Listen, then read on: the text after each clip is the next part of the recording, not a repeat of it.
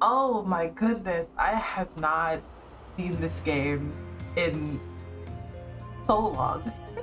Hi, hello. I'm ImAnnieMeiMei. I am back again with more Hard Fragment. And I just want to say the only thing that hasn't made me done this more is because I was just so caught up with streaming, honestly. It's just easier. But you know what? Things must be continued, mostly because I am literally obsessed with this game. My obsession may not show through and through, but it exists, and I love it. Also, look at my boy Clive above me. Look at him. Yes, he is my favorite. Jasper, I'm still going to throw you. But yeah, we're gonna head back into it. We're gonna see what's in store, and hopefully nothing too heartbreaking. So we are gonna load up from where I last left off. Oh yeah, right, this person. Maybe a little. I didn't even notice how much I liked her until I moved here. I've never dated anyone before, so it's a bit weird to imagine what those kind of feelings are like. Unlike Shannon, who, well, you know, she has experience. She loves love. But I doubt it would ever result in anything. After all, Shannon is only into guys. And we've been best friends for way too long. So it's best if I just keep those thoughts to myself. Annie. Anyway, I think that was the longest I heard you go without ing. Ah, there it is again. Well, I think sometimes conversations are hard, but talking about Shannon is easy. His happy chatter is halted when the door to the cafe slams open with enough force to make you both turn towards it. Damn, don't break it, Jesus. Two men dressed in jeans and black t-shirts. Neither of them are people you've met, but their scowls give you a bad first impression. Those men are here again. You've seen them? You know them? Not really, but I've heard rumors. I don't know how I feel about this song. His quiet voice drops into an even softer whisper. From what I know, they're like bodyguards for hire, or thugs for hire, more accurately. They have two main clients, and their disposition tends to change based on which one they come with. I guess it was the one they don't like as much today. We should get out of here. This is useless. We're getting nowhere. Good luck telling him that. Stubborn jackass isn't going to give up until he gets his way. I wonder what they're talking about. Come on, cut it out with the language. What, jackass? That hardly counts as language. Look, you two. We let you off with a warning yesterday because there weren't any other customers around, but there's no excusing it this time because cause a scene and get kicked out. Why, you... On second thought, let's wait until the staff finish getting rid of them. I don't want to get in their way. Good idea. Ugh, forget it. Let's get out of here. Fuck, fine, whatever. This shithole isn't worth his money anyway. Bunch of creeps. Sorry about all that, you two. How about I pour you both a couple more drinks on the house? Thanks, I'll have one to go. Those dudes just... yeah, thanks. Do things like that happen often in Puritan? Not at all. I heard those men are from the city. That makes it so much better. They... Wait, are those the same... Those are the same men, right? You drop your voice to a whisper and nod as casually as possible in their direction. Maybe it's your imagination, but... Are they staring at us? Ooh, we should leave. Let's get out of here quickly. Yeah, we should just leave. Sorry, I thought that would be relaxing, but instead... Don't worry about it. It wasn't your fault. But jeez, talk about bad timing. I feel exhausted just from being near them. I know the feeling. It makes me want to take a nap. You're easy to get along with, Annie. Me? Just like your last encounter, Charlie walks off as he heads off down the street. It's more of a shuffle than anything. He seems like a nice guy after all. Okay. I also feel like I'm getting a little bit more comfortable actually trying to voice people differently. I'm very bad with male voices though, so don't crucify me for that. Still no text from Shannon. School would have finished up over 2 hours ago. Is she out with Dustin? Or as she calls him, Dusty. You boy really out here being Dusty. Maybe I should try texting her again? Or am I worrying too much? I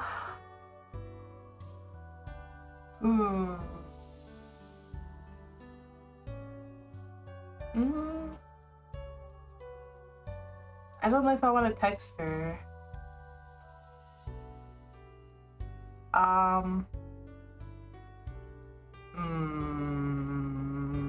Let's text her. Curiosity boost. Okay. Hope you're doing all right.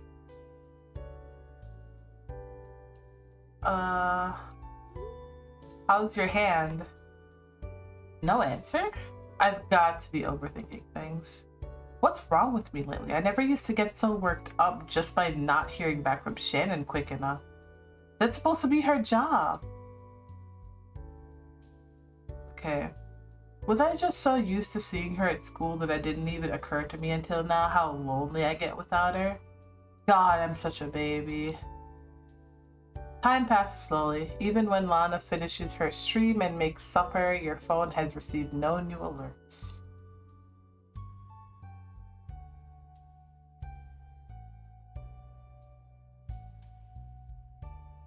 Actually, you know what? Nah. Let me go back. Okay, hold on.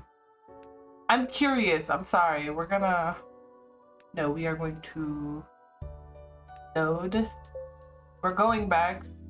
We're skipping ahead to the selection because I want to know what happens if we call her. Texting her, we get nothing. So what if we call her, right? Yeah? I mean, this should be better, right? I don't know. I hope I'm not like, I don't know. I hope I'm not like being weird. No, we're calling her. Confidence. Oh, confidence and curiosity. Okay, nice. Oh, she still didn't answer. Okay. Alright, so I guess it's same for same. Alright, so we're gonna continue on past this point. Wait, did I miss something? Okay, yeah, no. Alright, so we're cool. I should have heard from her by now. I'm sure of it. Did her wounds get worse? It was a pretty deep cut. What if it got infected? Text me when you're able to. Everything going on lately has me totally on edge. Maybe would Clive have heard from her? Hey, Clive, have you heard from Shannon today? Why the heck are you asking me? Aren't you her best friend? Sorry, just checking. No, it's fine. I don't mind. I haven't heard from her, but if I do, I'll let you know. Thanks. Ah, right. One more thing. Lana said you left some to queue after supper. Oh, thank God. The walkie-talkie. How did he write it? He okay. It's okay. I still love him.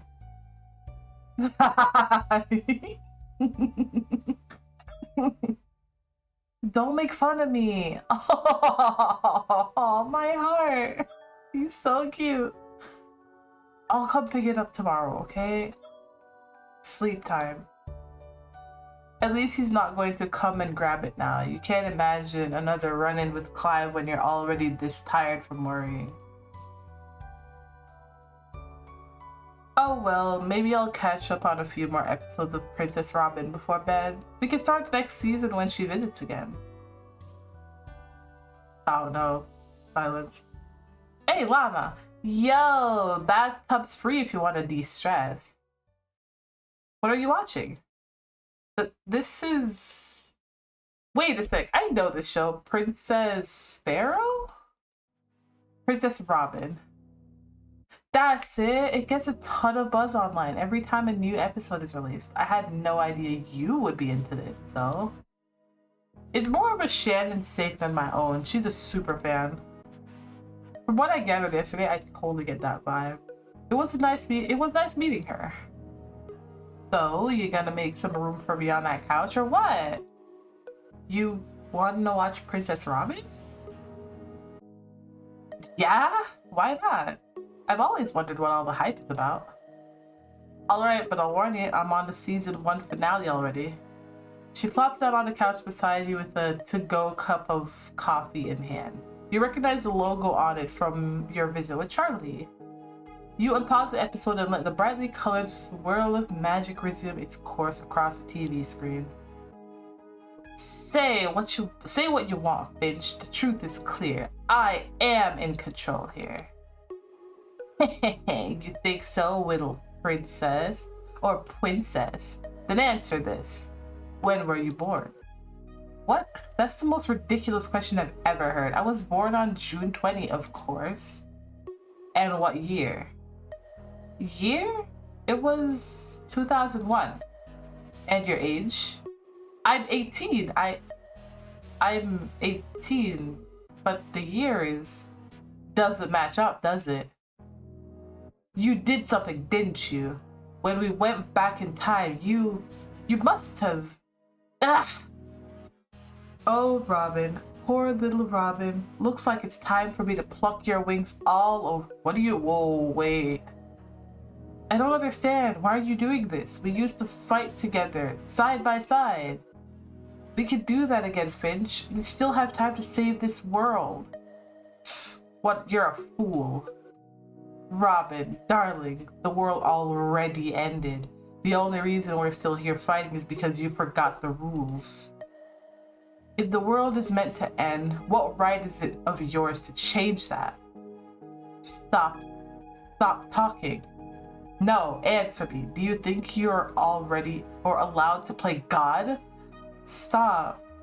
A fool. You're a fool. Look at the fractured world you've created. Open your eyes. Stop it. You think you have a right to choose who lives and dies?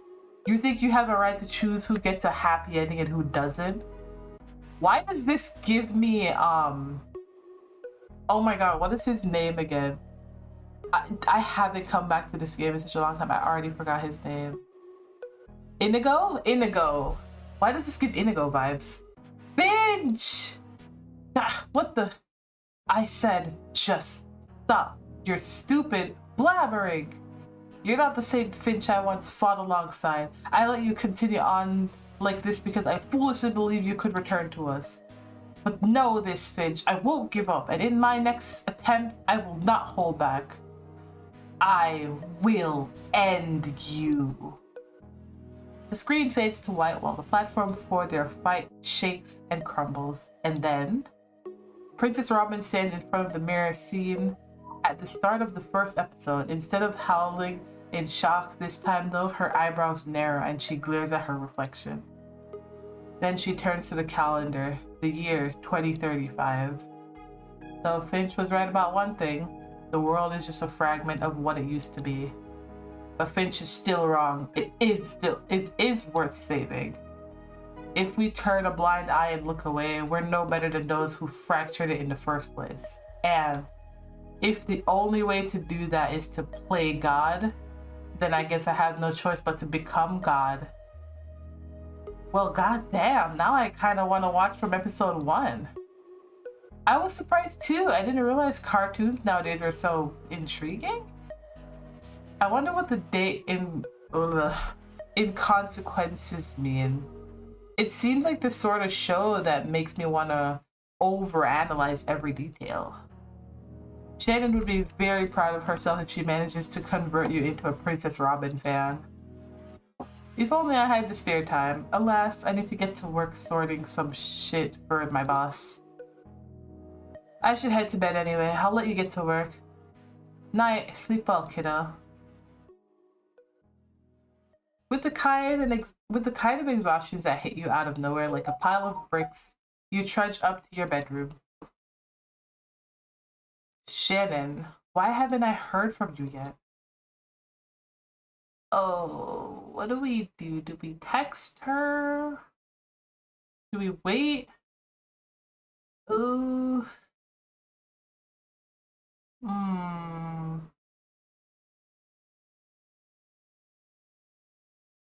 I don't know. Hmm. Also, I feel like I should have like saved at some point earlier. I'm gonna keep making mistakes. Hold up. Because I want to. What was that? Wait, what was that? Hold up. Okay, so I don't think either matters that much, but I'm gonna text her one more time. I bet I'm driving you insane at this point. Sorry about this. I watched some more episodes of Princess Robin tonight. I really enjoyed the part where Finch reveals his dragon form. Robin realizes she's falling in love. Robin forms her princess team. Robin finished forming her princess team. They all seem to care about each other a lot. Here's hoping she could team up with them faster in the current time reset. I wonder if any of them will remember her now. You're safe right now, aren't you? Oh, silence. There's a lot of silence. Annie, please help me. Her screams. They're here again. And so is the music. What even is this music? Somehow, even fast asleep, you know you don't have much time. You need to act now. Last time it was the bushes at the edge of the beach, right? It's coming from there again. I'll find you, Shannon, I promise. Oh, it looks so warped. Hold on. Look at this. Because this is near the nature trail, isn't it? It's like we're on the nature trail. But it's all warped and mangled, probably? Not entirely sure. This place looks familiar. Warped. Different. But surely the same nature. Hey, there we go. I got it. But surely the same nature trail that you saw while wandering Pyrathon. I swear I didn't even read that yet when I was looking at it. The musical sound accompanying your movements almost feels like it's leading you somewhere. You listen carefully, desperate for a clue about where to go. A magnetic pull leads you further into the trail and noticeably closer to Shannon's cries. What little daylight there was has vanished. Only the tune, a residual ringing, and Shannon screaming for your help. Oh, not this place again. Guided off the path by what seems to be instinct, you find yourself at an old abandoned shack. No, not abandoned. You can make out the silhouettes of several people. Oh no. Some sort of gathering in the middle of the forest? Would you like a cup of tea? That voice is I swear I will go into fight or flight and I will beat up who the hell is here, because fight or flight it just do like that, bro. You only heard a few short words out of his mouth, but you already have it memorized. I need your help with something. What's going on? It's about Annie. What? My head feels like it's about to explode. The music has faded back to ringing. Louder, louder, louder. I'm so sorry. I never wanted this to happen. I only ever wanted why oh, for you to be happy. What is this? Jesus. You jolt awake, panting. After you've managed to catch your breath, you groan at the realization of a headache pounding through your skull already. A ringing in your ears accompanies it, residual from the nightmare's horrible sounds. Why can't I just have one peaceful night? The intensity of your recent nightmares leaves you shaking in fear. Come on, relax. Just another dream. I'm used to this by now. You should be used to this, at least. I don't like when this music kicks in. But instead, abandoning the sense of I need to be strong that you've held onto until now, you grab your plushie from beside the bed and cling to it.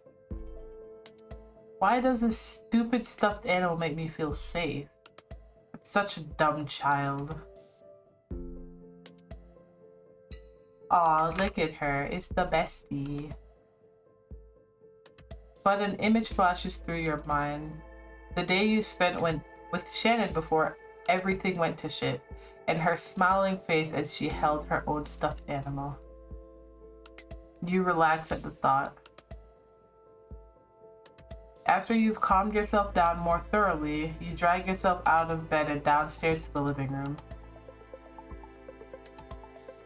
Lana must have already left for work, probably hours ago. If only I could shake this nervous feeling. You check your phone for the 10th time since waking up this morning. Still nothing. Are your dreams really just meaningless? Meaningless nonsense? Or was that a cry for help? You're not ready to accept that just yet, because if it's true, then all those nightmares that have haunted you throughout your life would be... No, don't think. But guilt weighs on your shoulders even as you look over your schoolwork. Jasper's voice from your nightmares keep repeating in your head. Maybe you wouldn't be quite so worried if it wasn't for Kay's disappearance. Where is he right now? You never wanted Shannon to get involved in any of this. Without her, you feel like a piece of you is missing. Her cheeky smile flashes in your mind and you groan. Stop it. Don't think. Don't think about any of it. Just leave the nightmares where they belong, in your sleep, and focus on reality, for your own sanity. Your phone's beep is enough to send you almost leaping out of your seat to grab it. Ah, it's Clive. Hello? Oh, sup? Sheesh, don't sound too excited to hear from me. I'm gonna be coming to get the walkie-talkie now? Sure. Oh, are you still waiting to hear from Shannon? Yep, any chance she's texted you? No, the little face. If she texted anyone, it'd be you, obviously. Great, this wasn't exactly how you hoped to spend your day.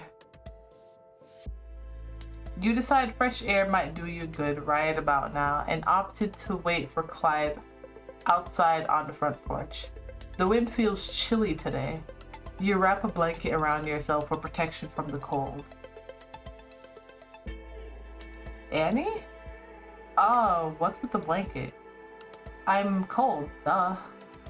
But it's super warm right now? Sure, if you're wrapped up in a bulky hoodie. Deep. Clive scurries over a bit closer. His quick movements are the complete opposite of Charlie's. He eyes the porch steps as if debating whether he should sit next to you. In the end, though, he opts to sit on the grass at the bottom of the stairs. What's wrong? You look worried. Your pants are gonna get dirty if you sit down there. I doubt my clothes are what you're worried about. You're so weird. You manage a weak smile, but it feels heavy and falls back into a frown. Your eyes avoid Clive and his curious expression staring down the empty street. Don't you have anything more important to do? Not really. Man, you must have a really boring life then. His face. I'm sorry, I can't get over it. Shut up. I meant it like trying to cheer you up should be more important than something else, right? Since we're friends? Your eyes shoot towards him in surprise. He really said it that bluntly? Ah, adorable. I guess you're right. Friends, huh? I guess you're right. But you're not gonna tell me what's wrong, are you? Is it about Shannon?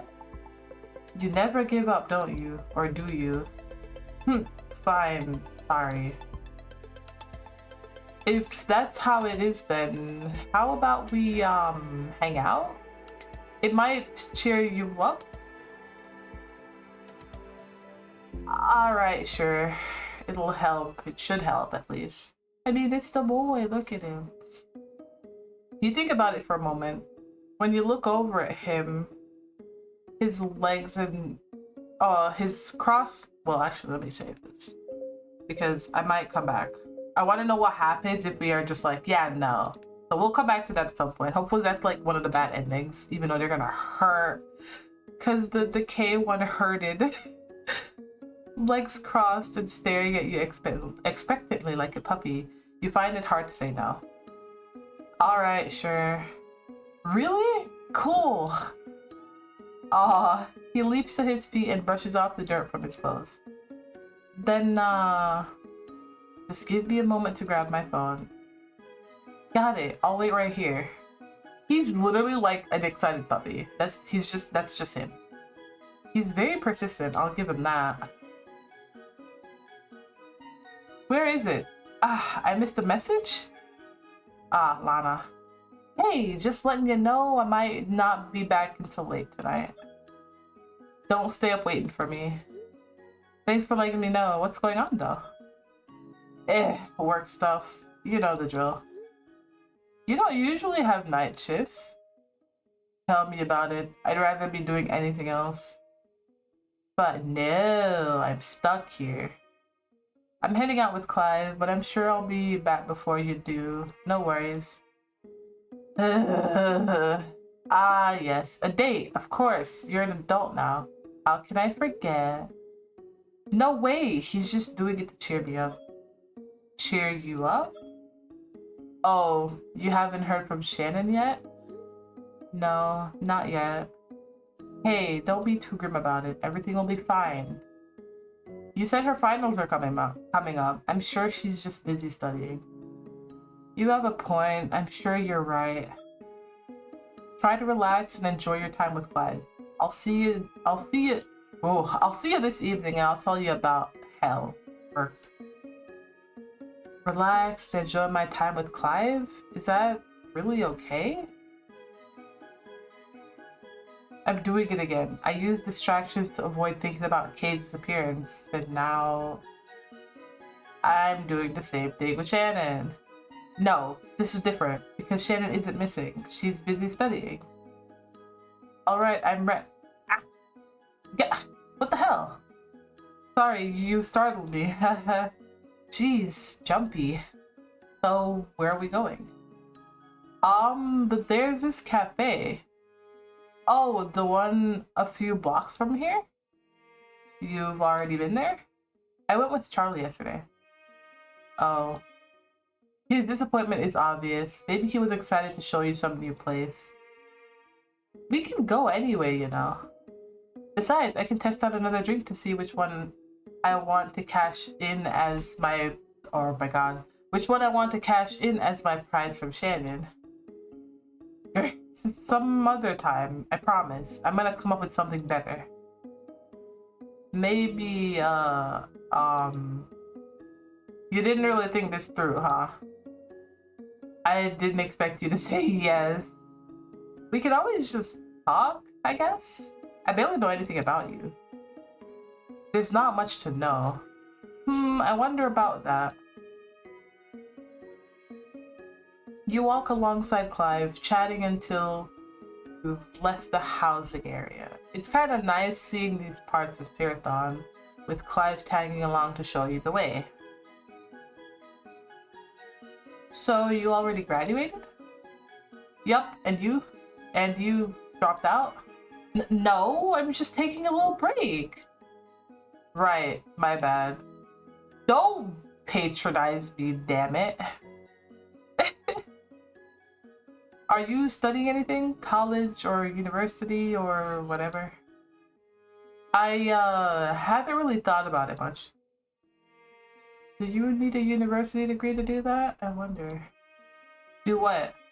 You heard that? Don't worry about it. I'm just thinking out loud. That just makes me more curious. Come on, fess up. It's the coffee shop I mentioned. Lana showed it to me and I thought it was kind of cool. Do you need some sort of schooling to his face? Do you need to go to university to make coffee? I doubt it. Then no plans, no. What about you? Honestly, no clue. I guess I should give it more thought, but truth is, I never thought much beyond high school. Saying it out loud makes you pause. Is that why your life has felt so empty lately? You lived to graduate high school. Anything after that was like a void. So without the schoolwork to prop you up, emptiness took root. It feels pathetic now that you've realized it. What are you? Annie, get home ASAP. Sorry for the bad timing, but it's urgent. It's about Shannon. Oh God. Oh no. No. I don't like how that came across. I have chills now. I need to leave. What's wrong? Hey, wait, you can't just run off? I'll text you later. Thanks for trying to cheer me up. But Annie. What's Lana doing back so soon? Wasn't she going to be out late? Your mind is a river. No, a tsunami of thoughts, jumping from one possibility to the next, eventually landing on the notion you tried to avoid all this time. Don't. Jasper, could he have gotten to Lana? Or Shannon? Lana wouldn't text for your return without reason. Oh God. Lana, I'm here. Whoa, did you run all the way here? Of course. Are you safe? I'm okay, but I'll admit it's kind of nice to get a hug from you. You pull yourself away from the embrace after you catch your breath. Cheeks tinged red with embarrassment. I didn't mean to freak you out that badly, but here, my boss handed me this before I left for my lunch break. Apparently someone dropped it off for me. An envelope? Your heart nearly stops when you take out the contents. Oh no. Shannon with a cup of tea in her hand, almost identical to the one in your dream. Oh God. And underneath it, written in a dark blue ink, I'm getting tired of waiting. Oh God. There's a moment of complete silence while you wait for the information to sink in. Then panic. The silence vanishes in an instant. Your hands fly to your ears, covering them as the ringing starts. It doesn't work. It doesn't even dim the screeching. Louder, louder, louder. Your breath comes in short. Fitful gasp. It feels like your lungs might explode. No, like your entire body is threatening to explode. Like a shockwave, you feel the energy releasing from your body. Ah! It's a loud thud that finally snaps you out of it. Your face pales. Lana? You rush to her side, propping her collapsed frame up in your lap. Lana, come on, wake up. Sorry about that, kiddo. Just Sudden headache. I'm fine now. You collapsed. I'd hardly call that fine. Hey, deep breath. Deep breath? You just collapsed? And Shannon is missing. No, there is no relax at this point. There's none. Zero. Lana holds your hands in hers. We're gonna figure out what happened to Shannon, okay? I promise. I sure hope so. Stay home, okay? You can't go back to work like this. I'm on thin ice with the boss right now, but I guess you're right. I don't have much of a choice. No need to worry about poor, frail old Lana. You got enough on your plate.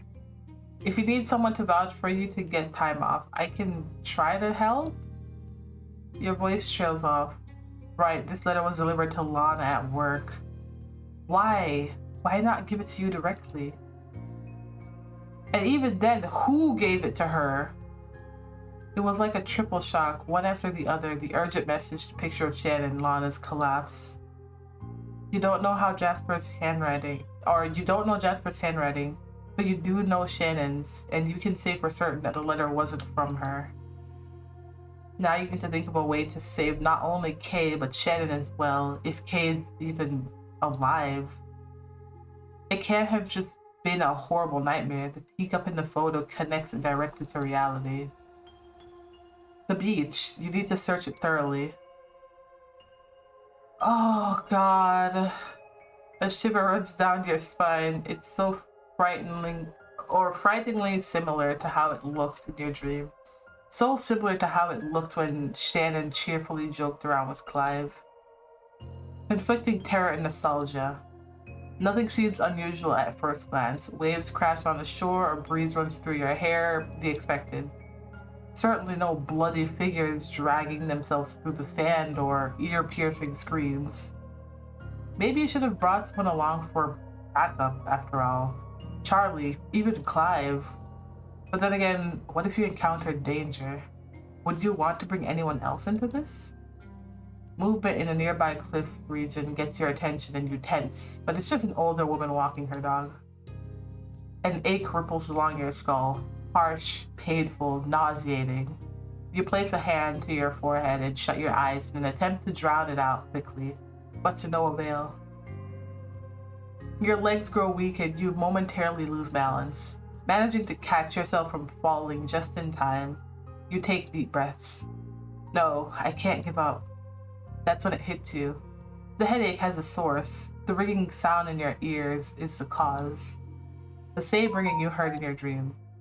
Despite the continuous splitting headache, concentrate, and the memory of what that ringing became starts to resurface. A tune, a music box. The ringing dissipates and leaves only the song behind. It's coming from over there.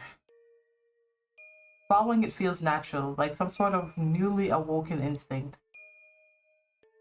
Back to the nature trail. The nature trail, of course. You've been so focused on the beach that the second half of your dream was drowned out.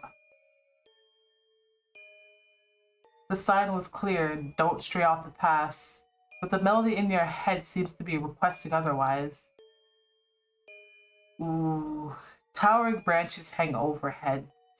You listen carefully for signs of Shannon, but there's nothing here. Am I going crazy?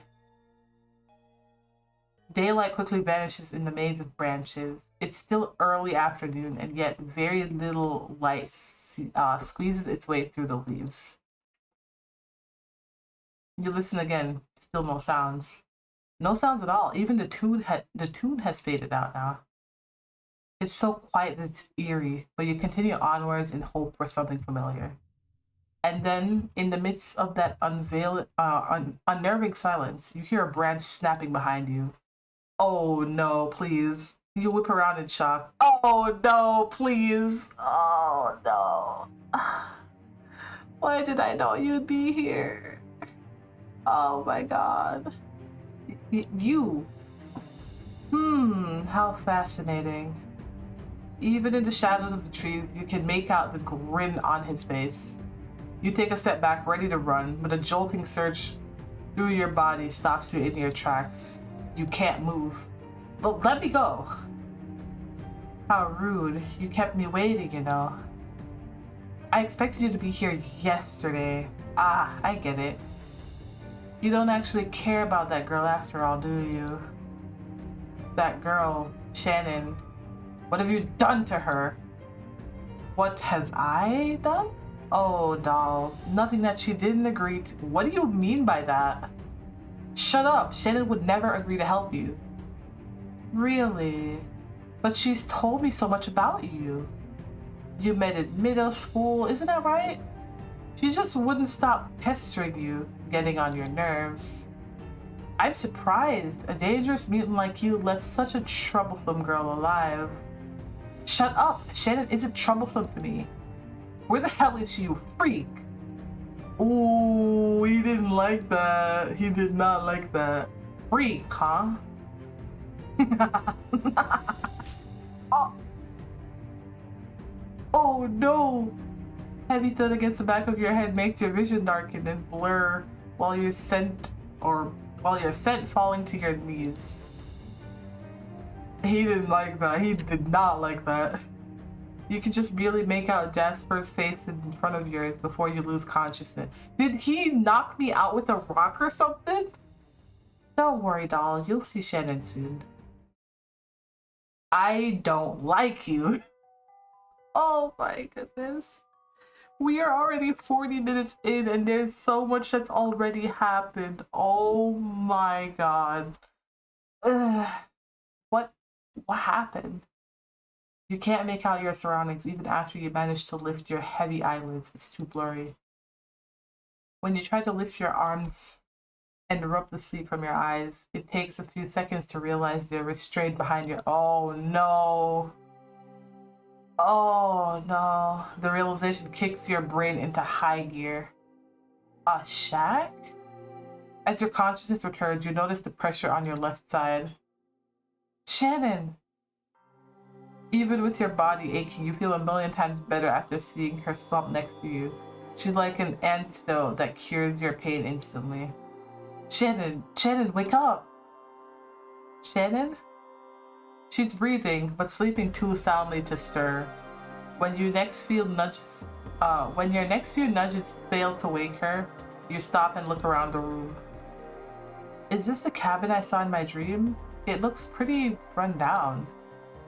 It's clean though, clearly well taken care of, even with the obvious signs of an aging building. A table with a simple lamp is pushed against the wall along with 3 wooden chairs. A cot for sleeping is rolled up a little ways away, and a food cooler next to that. Okay. The other side is mostly barren except for a shelf filled with various plants in different shaped vials of liquids and powders. You expect either poison or medicine. What the hell is this place? It doesn't matter, I need to get out of here. Your eyes scan the room once more, looking for some sort of escape route. Footsteps. Oh, he's back. Well, hello there. Nice to see you awake, doll. Look, I know what you want, but please leave Shannon out of this. She's a good person who has nothing to do with your play for revenge. He tilts his head to the side, eyes practically staring into your soul. You really are getting on my nerves. Leave her out of it? She's a good person? You're right, she's innocent. I would never dream of hurting her. Then let her go, please. I already told you, didn't I? She's not an unwilling guest. What the hell is that supposed to mean? No response, just a smirk. He takes a few more steps towards you and places his hand under your chin. I will bite your hand off the wrist. I will do it. Okay? If you had the courage to do so, you try to bite him, see? But you can't risk making him angry, not while Shannon is here. You're not supposed to act all noble. What? You're a mutant, a monster. Just like your mother. Leave my mother's name out of your mouth, I will crucify you. A chill runs down your spine. He knew your mother? He doesn't look much older than you. Maybe a few years difference at most? So he'd have been a kid when your mother died. Jasper can't have been the one who ended her life, can he? Was he really a killer from such an early age? Yes, there it is. The expression I wanted to see. Don't touch me. Oh, okay. You shake your head to dislodge his grin, or his grip on your chin. Amused, he walks back to the door. You could have sworn he was chuckling on his way out. Thick bastard. Shannon, you're awake. Where is he? She raises her head, looks around in confusion, then dozes off again. Hey, come on, wake up. Where is he? Is she referring to Jasper? I already told you, didn't I? She's not an unwilling guest. What the hell does that mean? Oh shit. You freeze in fear at the footsteps. Jasper, back to finish what he started so soon? What? Clive? Shh, quiet. I'll explain everything later, but right now you need to leave, okay? Clive rushes to your side, voice a hushed whisper, and unties your hands. He moves quickly as if he fears something as minor as breathing would alert Jasper to his presence. What about Shannon? I can't get her to wake up. We don't have time to wait for her to snap out of it. You know I'm not going to leave without her. Of course I know that. Here, help me. Confused but grateful, you and Clive work together to get ready to piggyback with him. Or get her ready to piggyback with him. Now come on, no more time to waste. Clive, you are my hero. Oh, we should just marry this man already because holy crap. Nodding, you get to your feet and burst through the door after Clive. Where in the world are we? I'm kind of carrying a whole person on my back right now. I don't have energy to talk. He has a point. You're running hands-free and even you feel exhausted running at this pace. Yeah?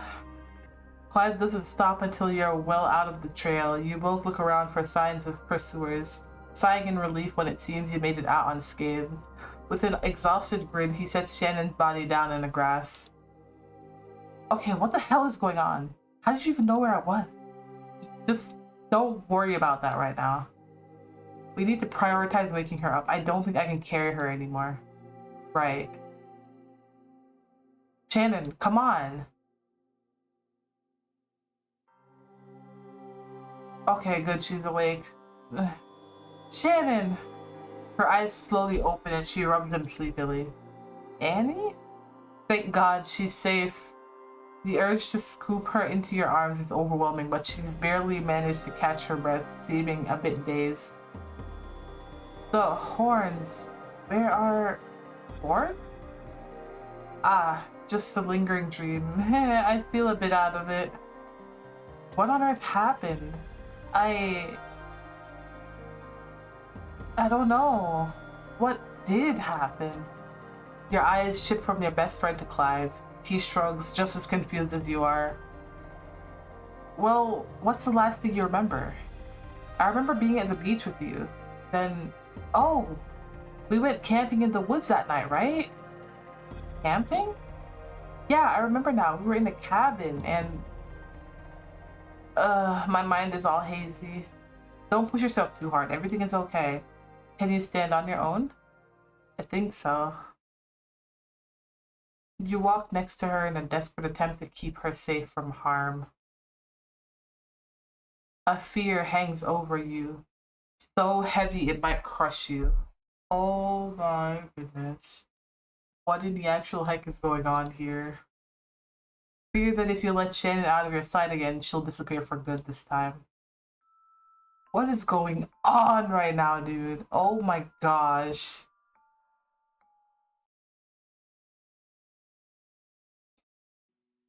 Getting back to the safety of Lana's home feels like a dangerous journey through hell rather than a stroll through a quiet town surrounded by nature.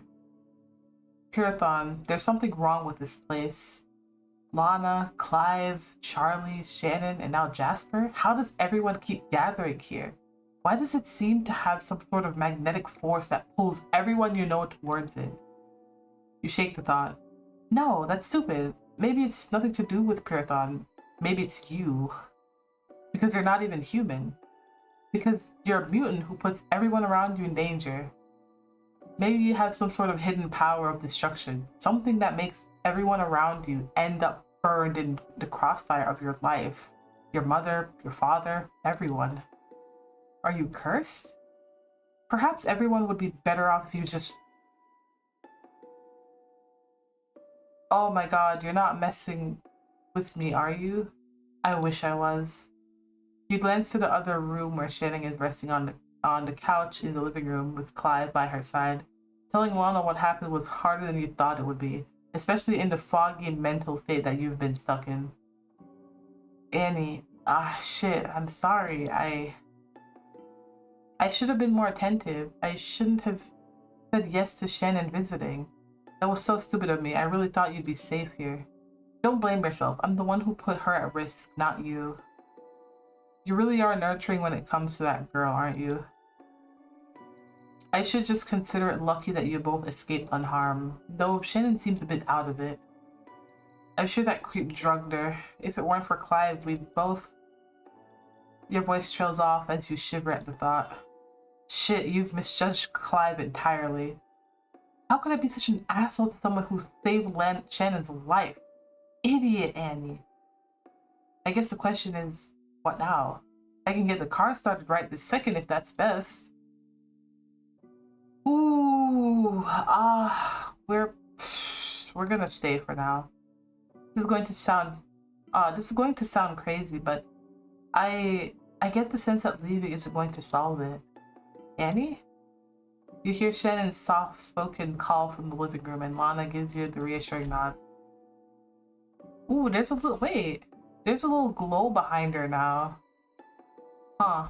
Go. She needs you more than I need answers right now. Color is appearing again. Pink this time. Somehow, it seems to be saying something left unsaid. I trust you, even if it isn't real. Relief wipes over you. Thank you. Wow, this is intense. There you are. Yeah, here I am. Is your head feeling any clearer? Not really. The more I try to remember what happened, the more I hit a wall. She seemed to remember the shack, though. Yeah, the shack and the guy there. A park attendant, maybe? Right, the guy. Can you tell me what you remember about him? Long black hair? He was dressed up really nice, and he seemed very polite. I think he was asking me some questions? And then I remember you being there next to me and waking up next to you and Clive before coming back here. You don't happen to remember anything you talked about, do you? No, I'm sorry. You think back on the room you woke up in. That shelf filled with bottles and vials flashes through your mind. Was she drugged with one of those suspicious liquids? What the hell was Jasper doing at a shack in the middle of the Pyrathon nature trail anyway? And how did Clive, if it helps at all, the trail is my favorite place to go jogging. I saw Annie wandering around out there. And you didn't think to, I don't know, call out to me? Ask if I'm okay, if I need help? I did, but you were, in the zone? Humming some sort of song. Whoa, I never hear Annie humming to herself. She must have been in a good mood. Right, let's go with that. You feel Clive's eyes staring at you intensely. The moment you try to catch his gaze, though, he shifts it elsewhere. Shannon, can I be back in a moment? Sure, what's up? I need to talk to Clive. Me? Yes, you. Oh, alright. What's up? Is that your attempt at a normal greeting? I tried. It's hard with all this going on. You're right. Sorry. Look, I have no idea what's going on. I don't know why Shannon's memory is all messed up. But keeping her safe is my #1 priority. And for her own sake, maybe it's best if she doesn't remember. So please don't say anything to Shannon that might make things more difficult for her. I saw that guy with the black hair that Shannon mentioned. He's the one who had you tied up. Do you have any idea who he is? That's... He's the one who attacked you in the city too, isn't he? Please tell me the truth. Oh my god. If I knew just a little bit more, maybe I could help you. There's something about the way Clive says it that makes you sense his sincerity.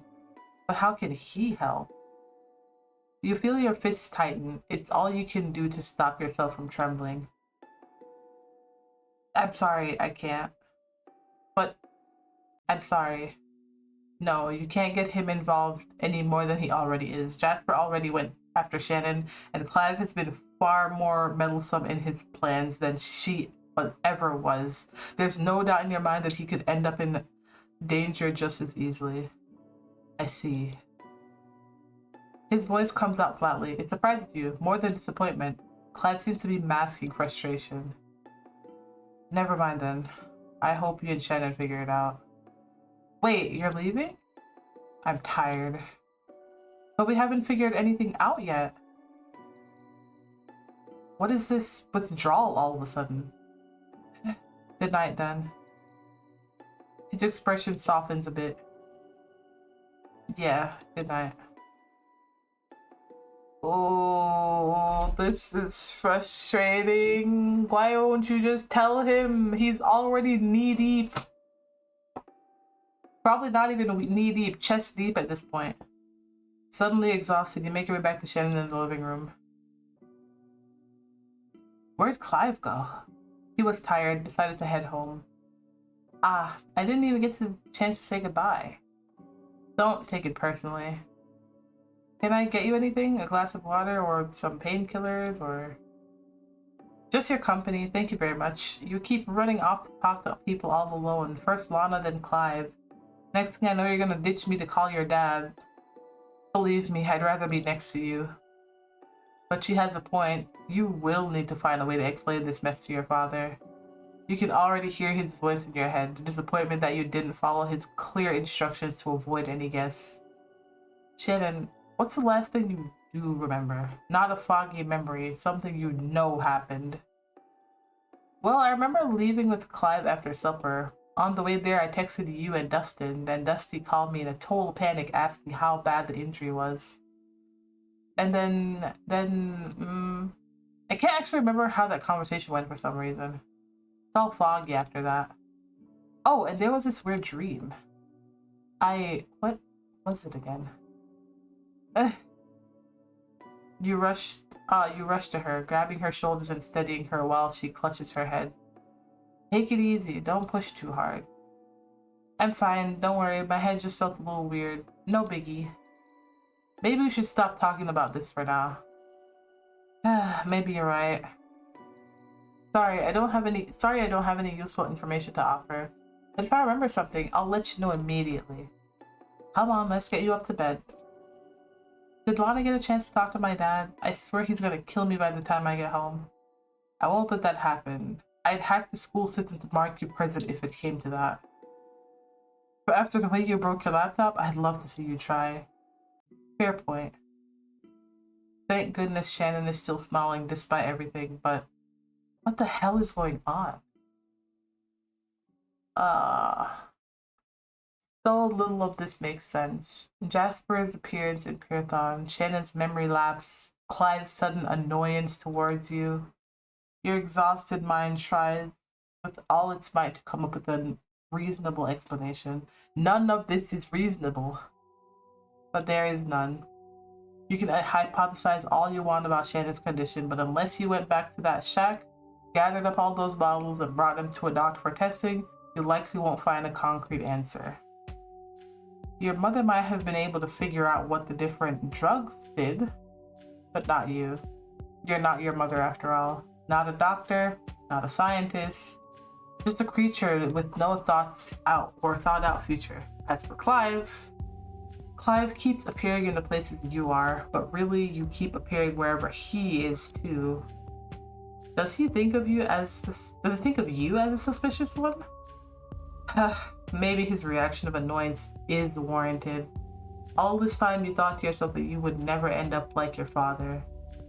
But isn't that what he did? He didn't trust anyone, and he ended up isolated, all alone because of it. If you keep pushing Clive away, he's probably not going to be there to save you, or Shannon, next time something happens. And yet, how can you tell him anything? Where would you possibly begin? Then Jasper, why? Every time you've been face to face with him, he could have killed you. That's his mission. Why doesn't he just let it just get it over with? Or kidnapping Shannon doesn't benefit him in any way except torment you. Does Bastard want you to break? What does he really want? I need to protect Shannon. Don't worry, Shannon. I'll get us out of this mess, no matter what. What was that? Oh, how cute. Ah. Lovely. Wait. I want to see all of this. I accidentally clicked. Okay. All you can do is sleep.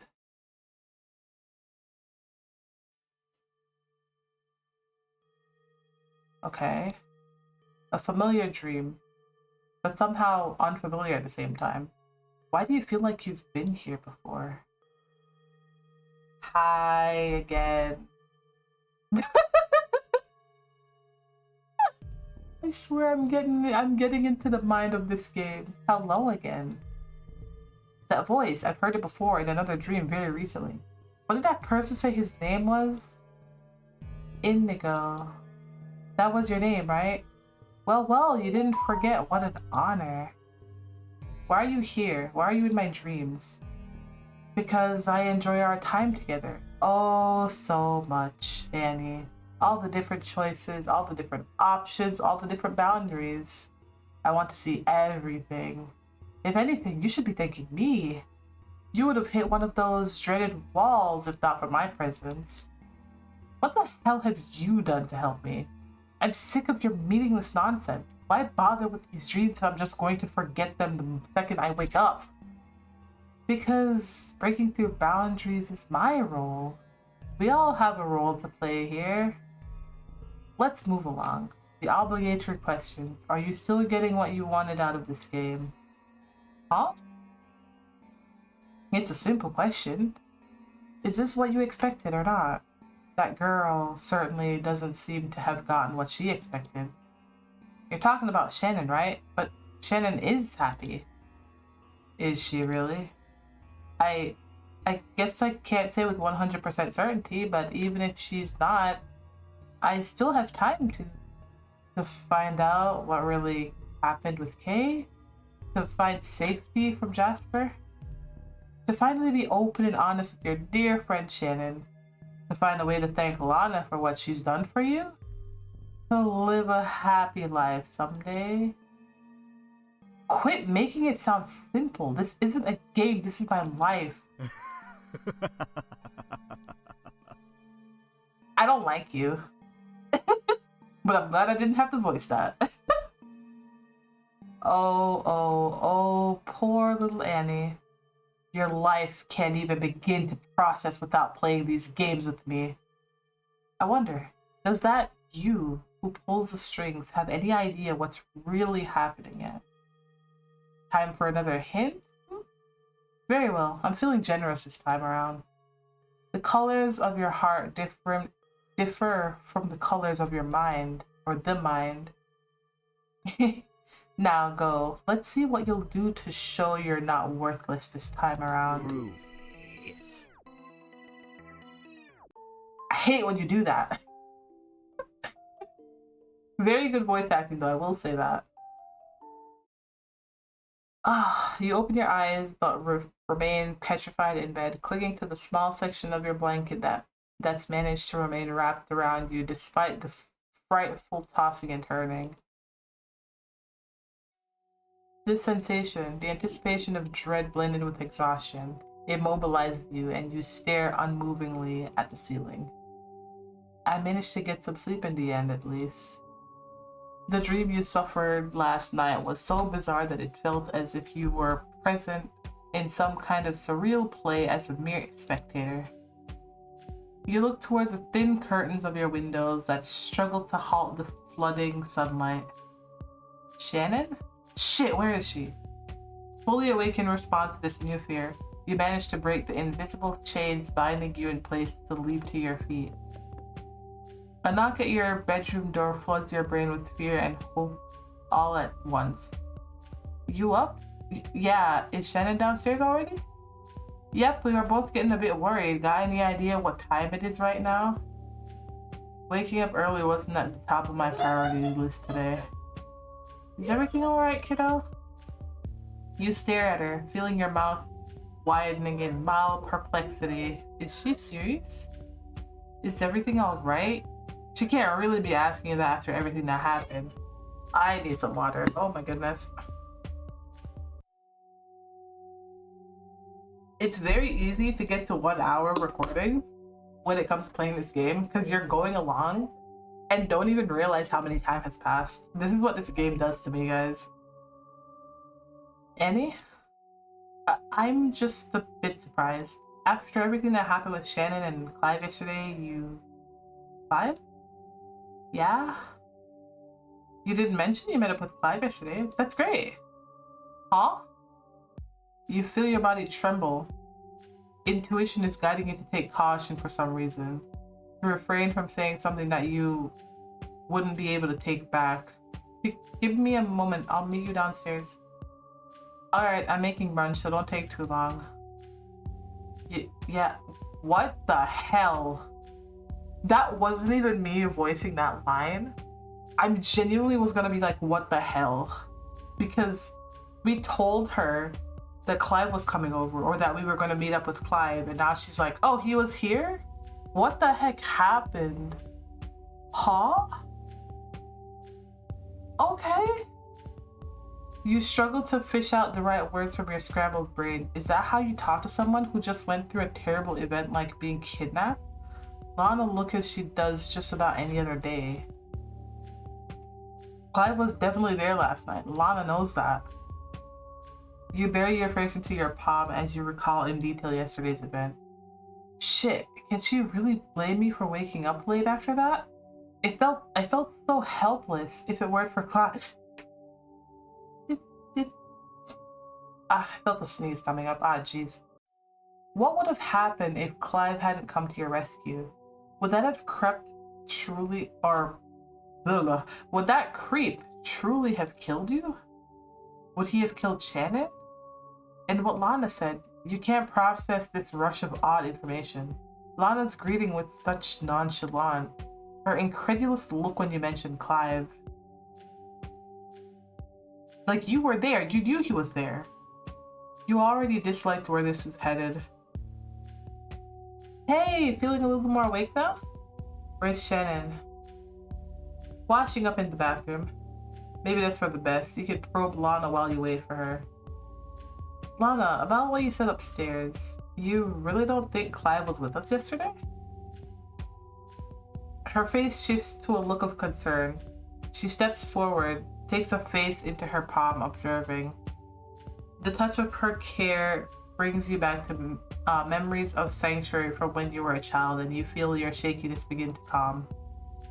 You don't look so well. Got some brain fog going on today, or? No, I'm fine. Please answer me. As far as anyone told me, you and Shannon marathon Princess Robin after your study session. You two even skipped dinner, so maybe you were just too tired to tell me. Princess Robin? Studying? What the hell? Am I still asleep? Is this still part of my nightmare? You told Lana everything, minus the bit about mutants. She knows you and Shannon were kidnapped. She knows Clive rescued you. She was there when he brought you home. How could Lana not remember any of that?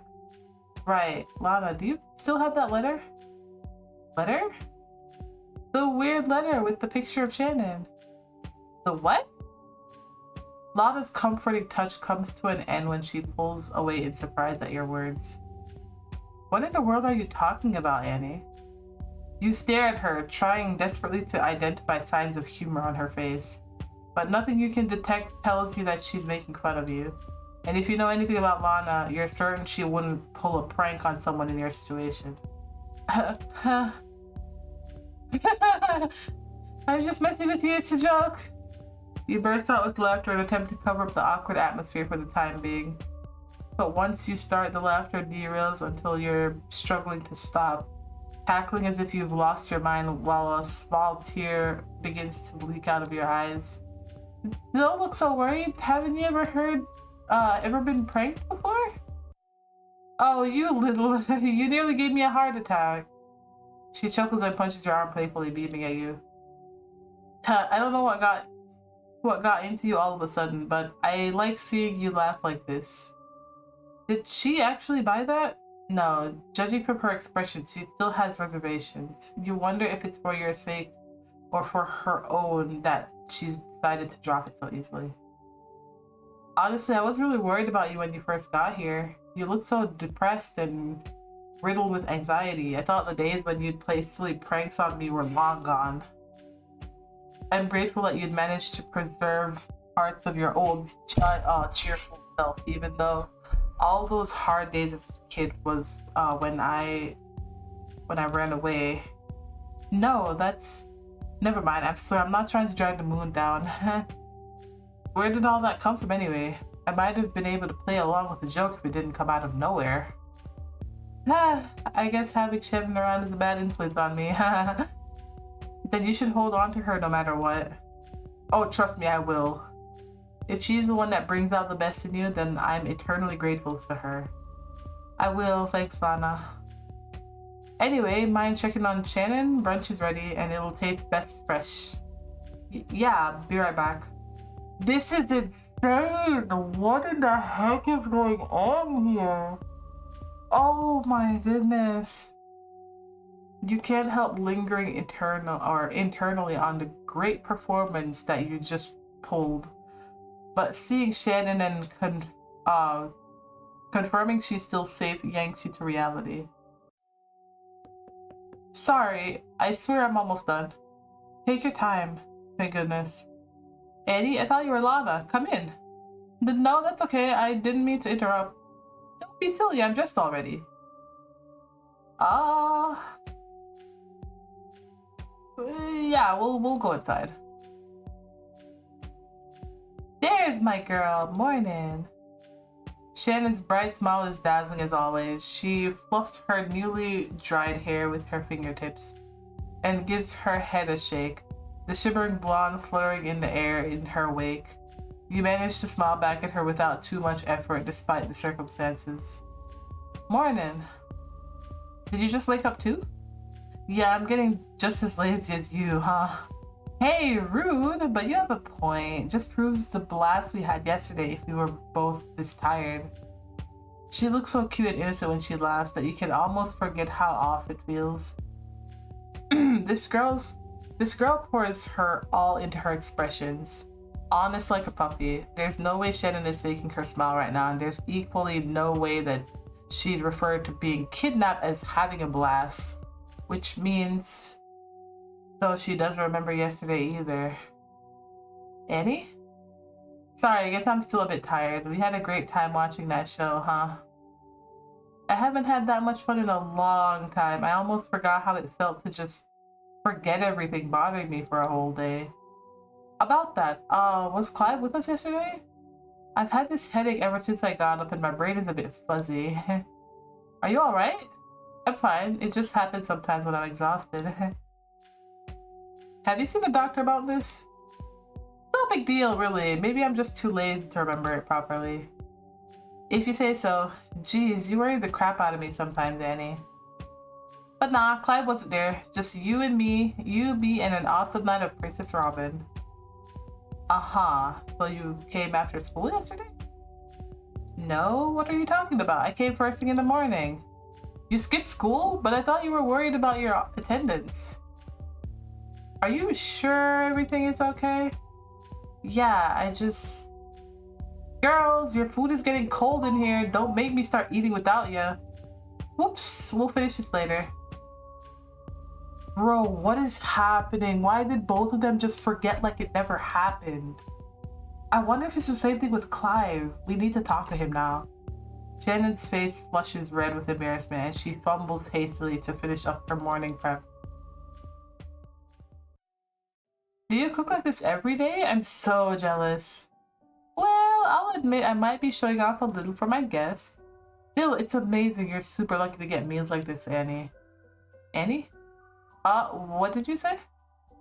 Your mind races even with the delicious food Lana's placed in front of you. Never mind that. Is your head still feeling funny? No, I'm fine. Don't worry about me. If you say so, how about another muffin to cheer you up? Maybe later. It hurts to see Shannon's grin contort into a frown at your distress. This is exactly the thing you've always tried to keep Shannon safe from. Yet here she is, dragged headfirst into it. Maybe it's for the best if she doesn't remember. At least she's happier that way. Sensing your discomfort, Lana pulls Shannon into another topic of conversation while they eat. You take a small bite of your food and observe them with doubt clouding your mind. That did all happen yesterday, right?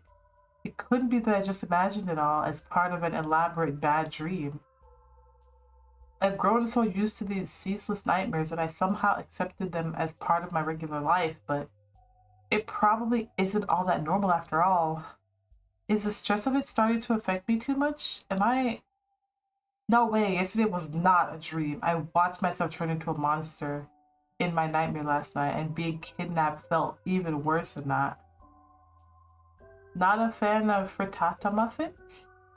I'll make something more to your taste next time. No, it's not that. You've been totally spaced out all morning. And you barely touched your meal. Your frittata is getting cold. My bad. I was distracted, that's all. Had a little headache all morning. The most cliche lie imaginable, but probably better than trying to convince them their memories of an entire day are wrong. You sure? Your face is a bit pale, kiddo. Yep. You grab a tall glass of orange smoothie that you've yet to touch until now and down half of it in one gulp. I'm already feeling a lot better just by drinking this. You must have used lots of fresh fruit in it. Aw, you flatter me. A glance at Shannon is all you need to tell she's not fully convinced. Yeah, there's way too many things that you can't remember or that didn't happen. At this point, you're not sure which it was or which it is. There's no point involving either of them further than I already have. They're both victims in this. Right, Shannon, how's your hand feeling? Healing up really well. Ta-da! She lifts her hand, waving the bandaged area through the air. Alright, that definitely happened logically. Logically, then, it doesn't make sense for the other parts not to have happened. What can I say? I'm a tough cookie. So, what are you guys planning today? I'll be leaving soon. You stiffen. But I need to head home tonight before my dad goes totally insane. Life is a lot more fun when he's less pissed off at me. Yeah, he sounded pretty frustrated on the phone last night. Right? Thanks for helping out. I owe you one. You can always count on old Lana to have your back. Still, Annie, I totally didn't comprehend anything we studied yesterday. Am I that hopeless? I can't even remember what subject we were on. Studied? Yeah, school? The only reason I was able to stay was because Lana promised you'd supervise the study session, remember? Or she'd supervise. Right, another thing to remember that I'm sure didn't happen. Annie? Oh, of course, it just slipped my mind. You're going to be able to audition for a career as an actress by the time all this is over with. So many lies. Want me to call him up again? Tomorrow is family day after all. Right, the unnecessary holiday that gives students half a day off to spend with their families. I appreciate the offer, but I've already hung out way longer than I planned. If the offer still stands, maybe I can visit when I'm off school? Of course, you're welcome here whenever you want. Your instinct is to argue, to tell her to stay here where you can keep an eye on her, especially after her last attempt at returning home ended in disaster. But she's right. Maybe being somewhere that you aren't will be for the best in the long run. I'll miss you. Cheer up! Don't think skipping town is gonna be enough to get rid of me. You managed to finish the food on your plate, but overwhelming nausea has begun to well up in your belly. Was it really all just a nightmare? No way. You can still feel the rope he used to bind your wrist. For now, I need to focus on not looking crazy. My dad might be the safest person to talk to right now. And after that, Clive. Clive. Clive for damn sure. There's still one other person. What about Clive? He seems to pop up around me out of nowhere, so I'm sure it won't be long before I see his face again. Shannon retreats upstairs after brunch. You use the chance to find a quiet spot where neither she nor Lana can listen in before calling your father. Ooh, I like it. You see his little picture right there. I like that. That's really nice. That's a very cute art too. You lean against the shadowed trunk of a nearby tree. Exhale deeply to expel the agitation building up inside of you. Then press your father's name in the phone contact. Girl? Hey. I'd say it's good to hear from you, but that greeting was even more unenthusiastic than usual. Tell me what's wrong. After a brief silence, while you gather your words, you speak up in a whisper. I think I was kidnapped yesterday. What do you mean you think? Well, come on, tell me everything.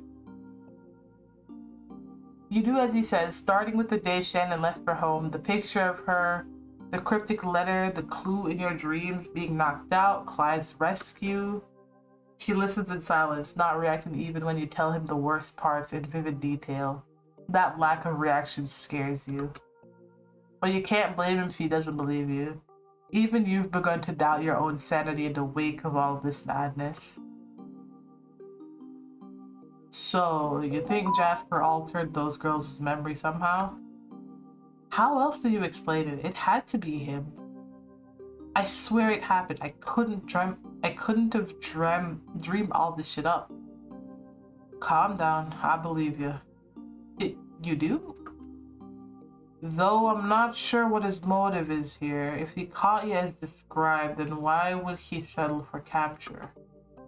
It is pretty weird now that I think about it. Not just weird, it's bizarre. Goes against all the things we know, or thought we knew so far. Not to mention the new intel Dexter gathered. What intel? It's nothing, never mind. What's that supposed to mean? I'm serious, tell me. Girl, You hear him inhale deeply. I'm sorry for putting you and that girlfriend of yours in that position. This one was on me. You're going to dodge the question with that? This is all on Jasper, you know that. Maybe altering memories is his power, or maybe he has some sort of drug, or... Hey now, relax. Like I said, I'm not doubting you. I know, sorry.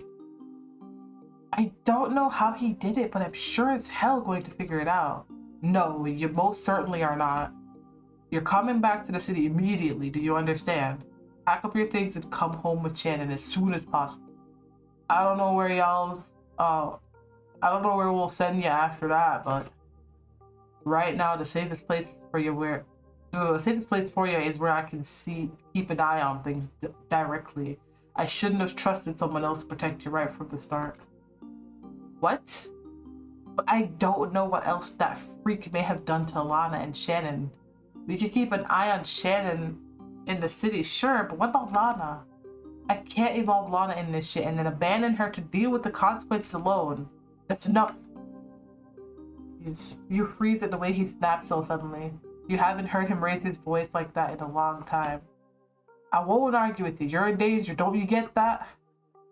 come back here for now and we'll figure out the next move. You mean you'll figure out the next move? I'll be left out of the most important decisions yet again. You hide things from me. It's what you do. It's what you've always done. And you've never had any faith in me to make decisions for myself. So I won't try to convince you to trust in me anyway. I'll just tell you what I am going to do my decision. I wasn't safe in the city, but you're right that I'm not safe here either. So does it really matter where I am if either way I'm screwed? I won't abandon Lana. You're so damn stubborn. Guess you got that from me. It's now really the time to be chuckling. Do you realize how foolish it is to stay in that danger zone? Maybe you're right, but I won't change my mind. Okay, looks like I'm gonna have to get over there and drag it back home myself. What? Are you serious? I am, but if you ain't coming back with Shannon and you're gonna keep an eye on keep on being stubborn, damn it all, it's critical that I finish this up first. I swear to God, if you don't cut this cryptic bullshit out, I'm hanging up. Just promise me you won't do anything reckless until we can talk in person. Call me at the first sign of danger. You're changing your mind just like that? You can hear your father exhale deeply on the other end, just like you expect more secrets, more lies.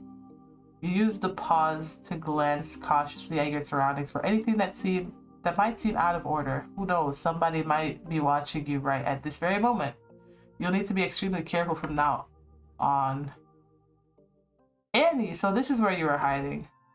Crap, Shannon is here. I gotta go. Whoops, did I interrupt? Nah, you're a welcome face right now. You cut off the line and shoved the phone back in your pocket. The shadow of the cold tree hard against your back is a cool contrast and comfort to the uncomfortable heat of your body. Who are you talking to? No one, don't worry about it. Ooh, someone's got a boyfriend? It's not that.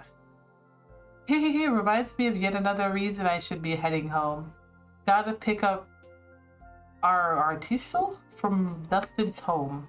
Oh, the cat? I don't know. I don't want him spending another second with that jerk. That jerk?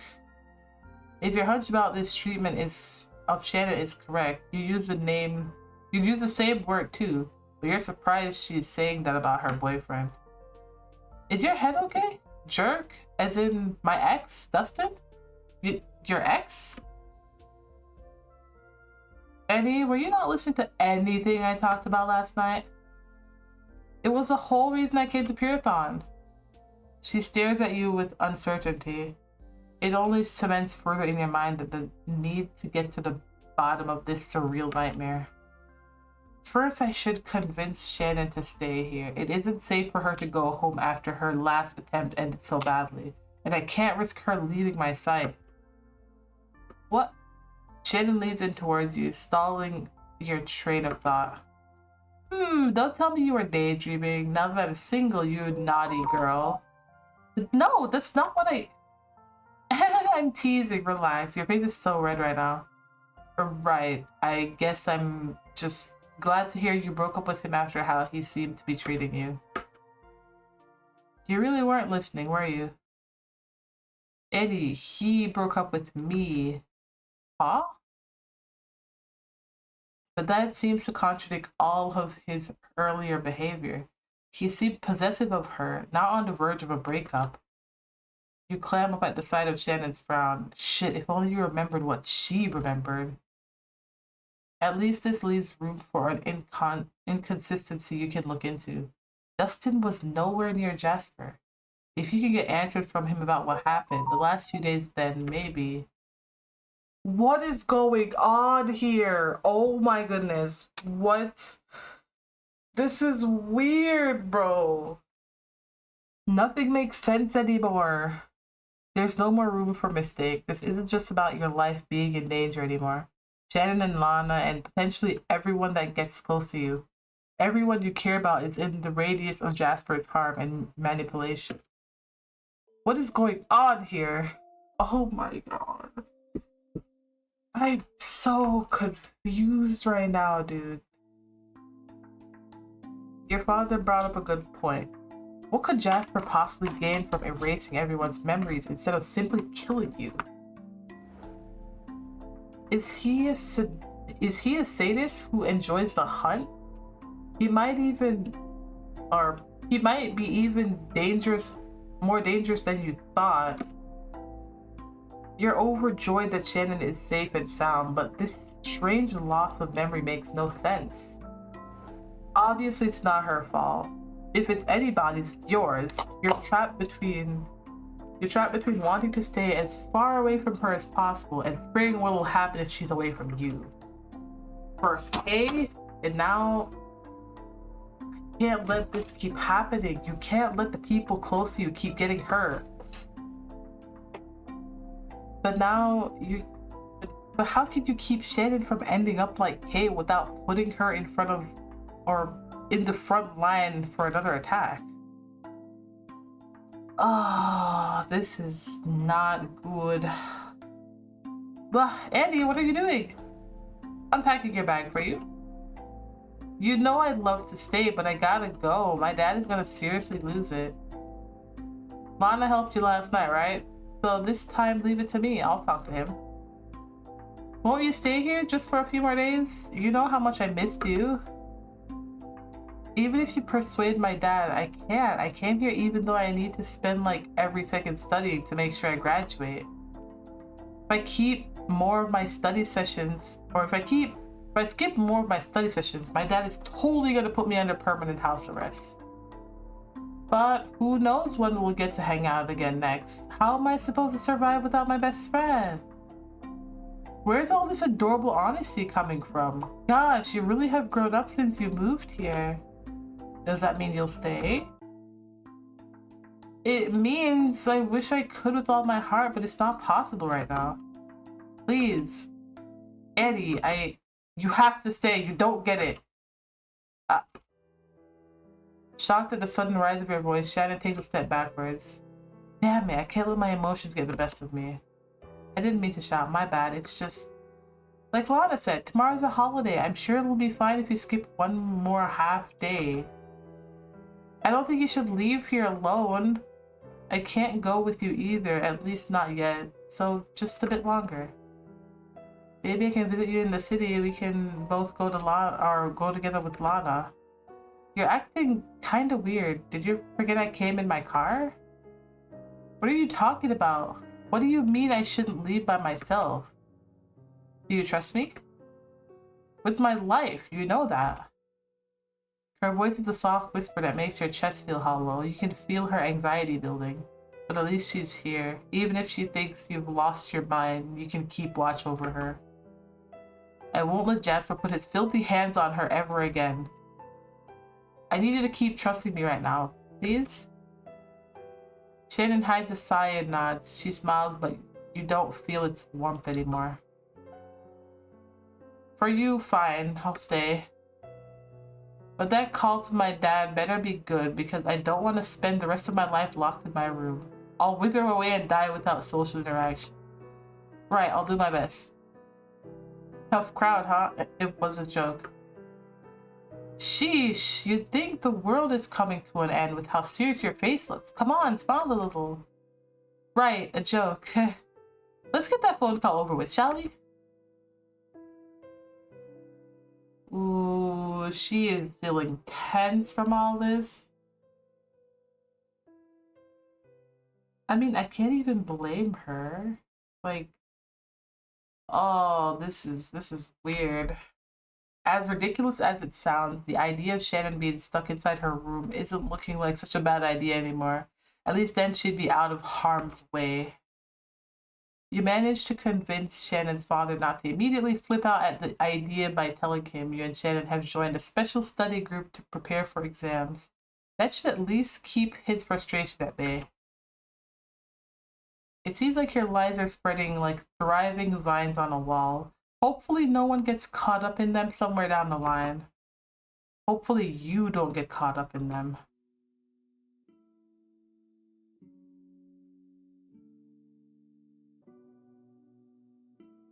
There, all unpacked. Happy now?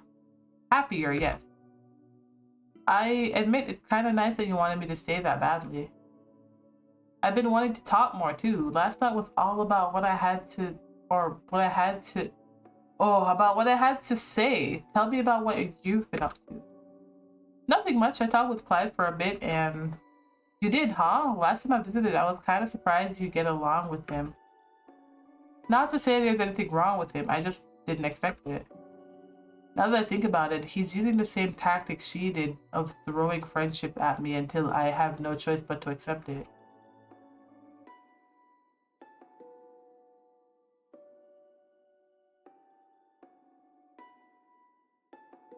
But unlike Shannon, Clive doesn't exactly have the self-confidence to back it up. It's a rather welcome relief that it prevents him from going all in on annoying you into being his friend. If not for Lana pushing you towards him and the loneliness of moving to Pyrathon, you might have never given him a chance, but I guess he's not completely terrible. Between him and Kay, you're becoming a social butterfly lately, aren't you? Maybe all four of us can hang out. Ooh, or five, or six, especially if we meet up in Pyrathon. We could invite Charlie and Lana along. You should definitely become better friends with Charlie. Shannon, did I say something wrong? No, that sounds nice. But the situation with Kay, it's still a sore spot. You wanted my help studying, right? Let's do that. You graduating is more important than me making more friends. If it could ever be possible for that kind of social gathering to happen, it could only be once he was gone. Once Jasper was no longer a threat on your life and the lives of everyone around you. Oh, okay, I guess you're right. For a bit, the only words you exchange are study tips. With everything that's been going on, you're actually behind where Shannon is in class. Thanks for helping me out with this. Of course. But like, we don't see each other much anymore. Maybe you wanna get back on track, but I wanna get off track. I wanna hear more about you. Didn't you miss me after I went home? After all, we didn't text for a whole day after that. So she remembers that part. You make a mental note of it, trying to keep all the information straight in your mind. Didn't you miss me? Of course I did. But you're already skipping school for this, and weren't you scared you wouldn't be able to graduate on time? We need to get serious about everything. Right. It hurts to see her disappointed face, but it's so hard to talk to her normally when, with all this going on. The doorbell rings from downstairs just as Shannon is done solving an equation. You perk up trying to catch some of whatever conversation is going on from the front entrance. The answer comes in the form of Lana's yell, followed by heavy footsteps on the staircase. Annie, Clive is here. I sent him up to your room. Maybe he could sense you asking about him this morning and knew you missed him, huh? It wasn't like that. I was just confused. She giggles mischievously while she sets aside the homework. She must be relieved to do so because she hums a tune you half recognize from one of the episodes of Princess Robin that you watched with her. Hey, I'm Clive, or it's Clive. Idiot, come on, you could say a simple greeting. That weirdo. Hey, it's Clive. Mind if I come in? You playfully shove Shannon with a finger to your lips to quiet her laughter before opening the door. Clive removes one hand from his hoodie and offers an awkward wave before shoving it back into the protection of his pockets. Hey, Annie. Hey, come in. Clive fidgets his way through the door. You smile at him, a genuine smile. Surprisingly, his appearance brings the potential for more questions. Nice to see you again. Oh, you're here too, Jared? Shannon, you jerk. Don't pretend you don't know after adding me on Star Social. How are you doing? We're fine. Better than fine now. I get to stay another night in Python, am I right? Yep, time of our lives. Am I intruding? Oh, totally. Me and Annie were super busy doing doing absolutely nothing important. Joke. It's funny. Oh, sarcasm. You know it's a good joke when you have to remind everyone that it was funny. Boo, meanie. So what brings you here? Clive shrugs, looking around the room at just about anything except your face. I was gonna go for a jog and I suddenly realized Lana's house is in this area. So since I was passing by, I figured I should head over and say hello. You know, to Lana.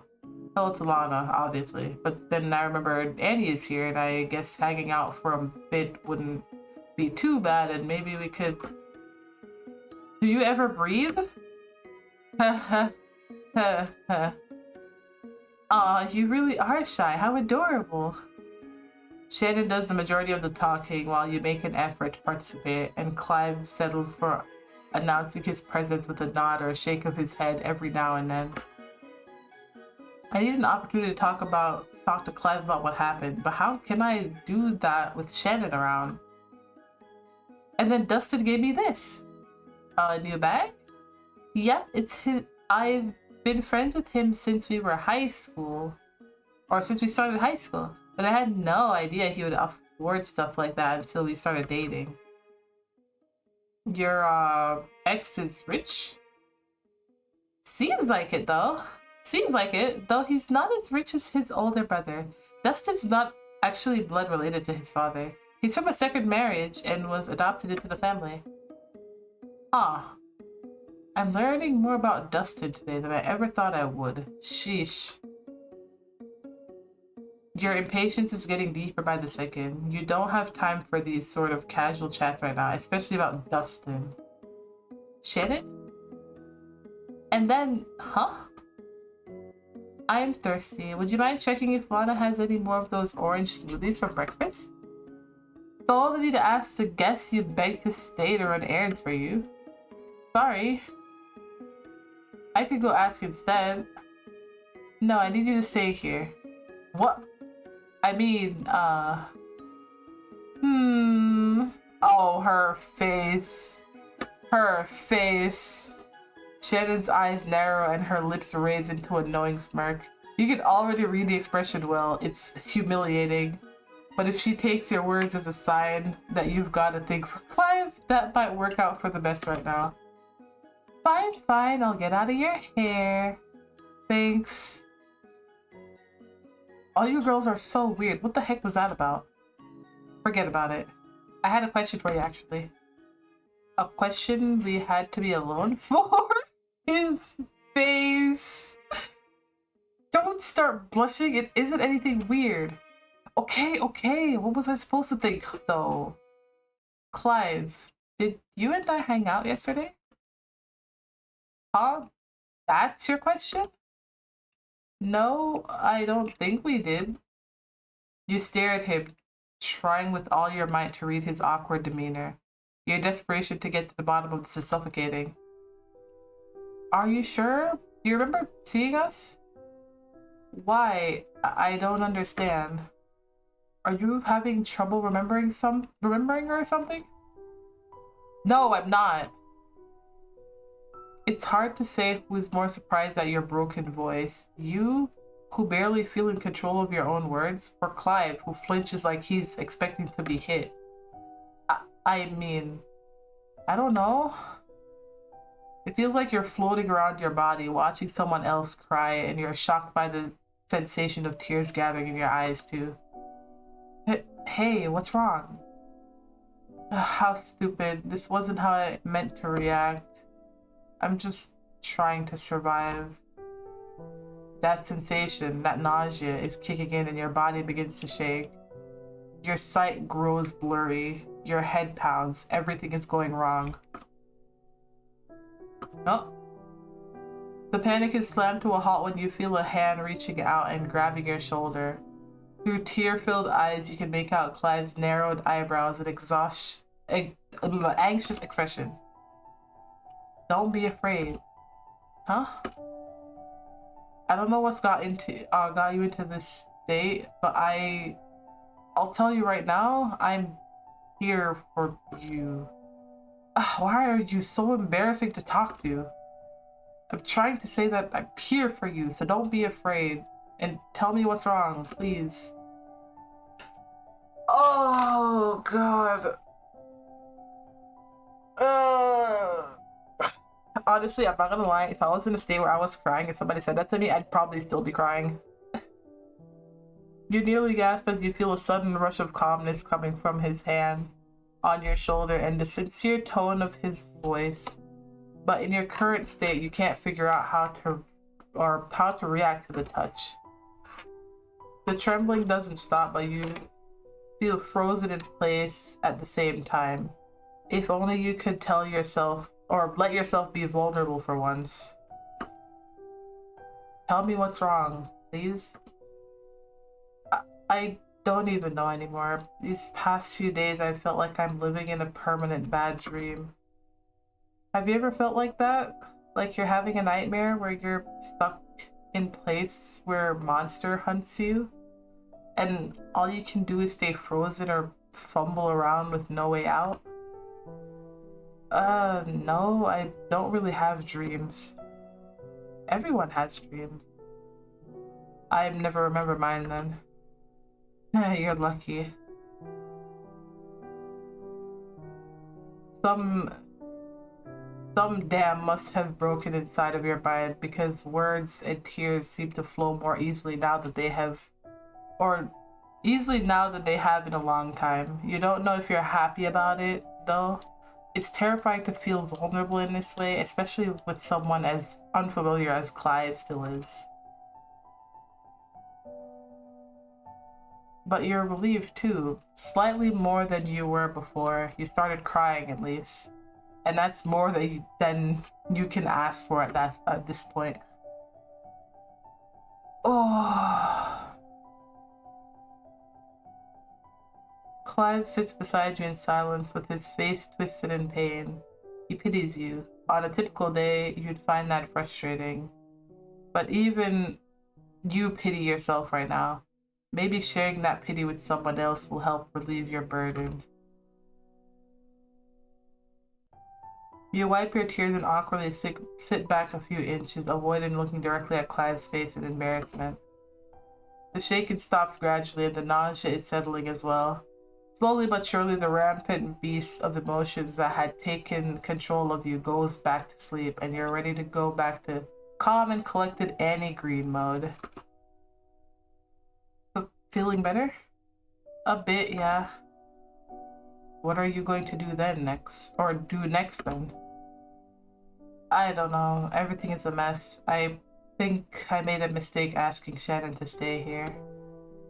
I should have just let her go home. I'll encourage her to leave after this. Yeah, seems like a good idea. She must be so confused after hearing you talk like the world is about to end while bawling your eyes out. Or he, and if he doesn't remember, it would be unfair to burden him with those troubles any further. Hey, sorry for the wait. Shannon, you're back. Why do you look so surprised? I hope I wasn't interrupting anything. Nope, not at all. You half expect Shannon to tease you about being alone with Clive. It actually takes you aback when she doesn't.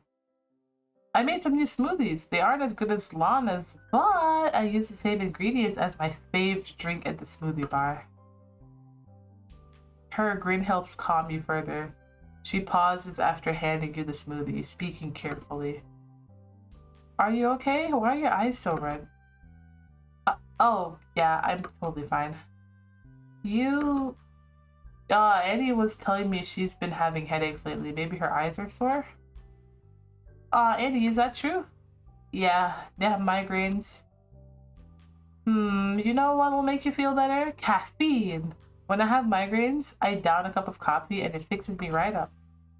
How about it? We could go check out that cafe. I don't know. I don't really feel like going outside. Aw, come on, I know you like it. We both know you handle caffeine well. It'll make you feel better. I know it, trust me.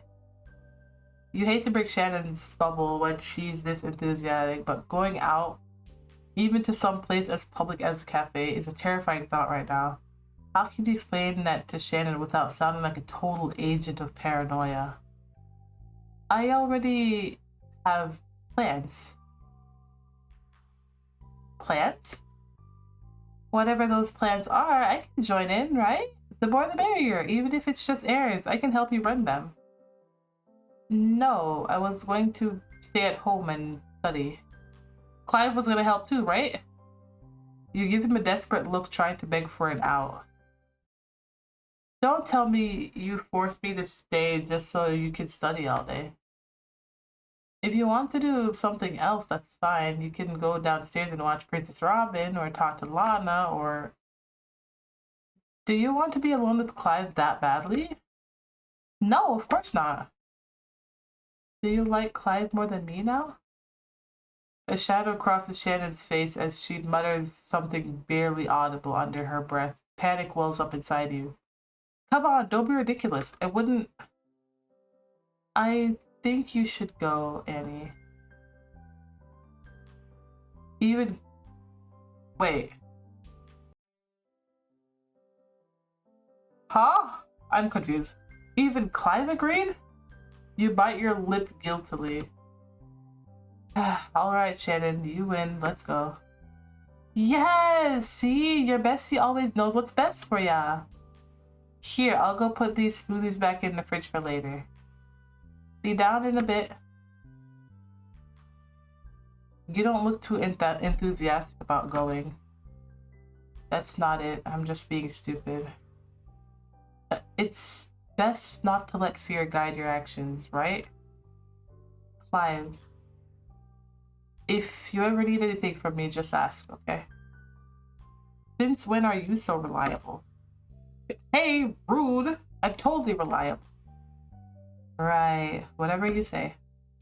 Are you gonna tag along again? Huh? Are you inviting me to come? It's weird to admit, but you feel strangely more comfortable with Clive after your moment of understanding earlier.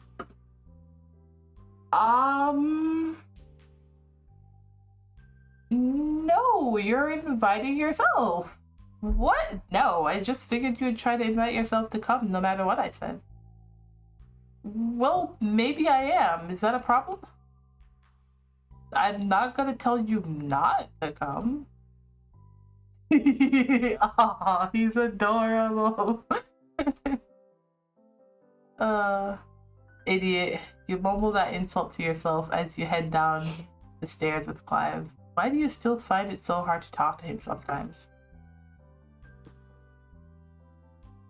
Oh, Clive is coming too, huh? Yep.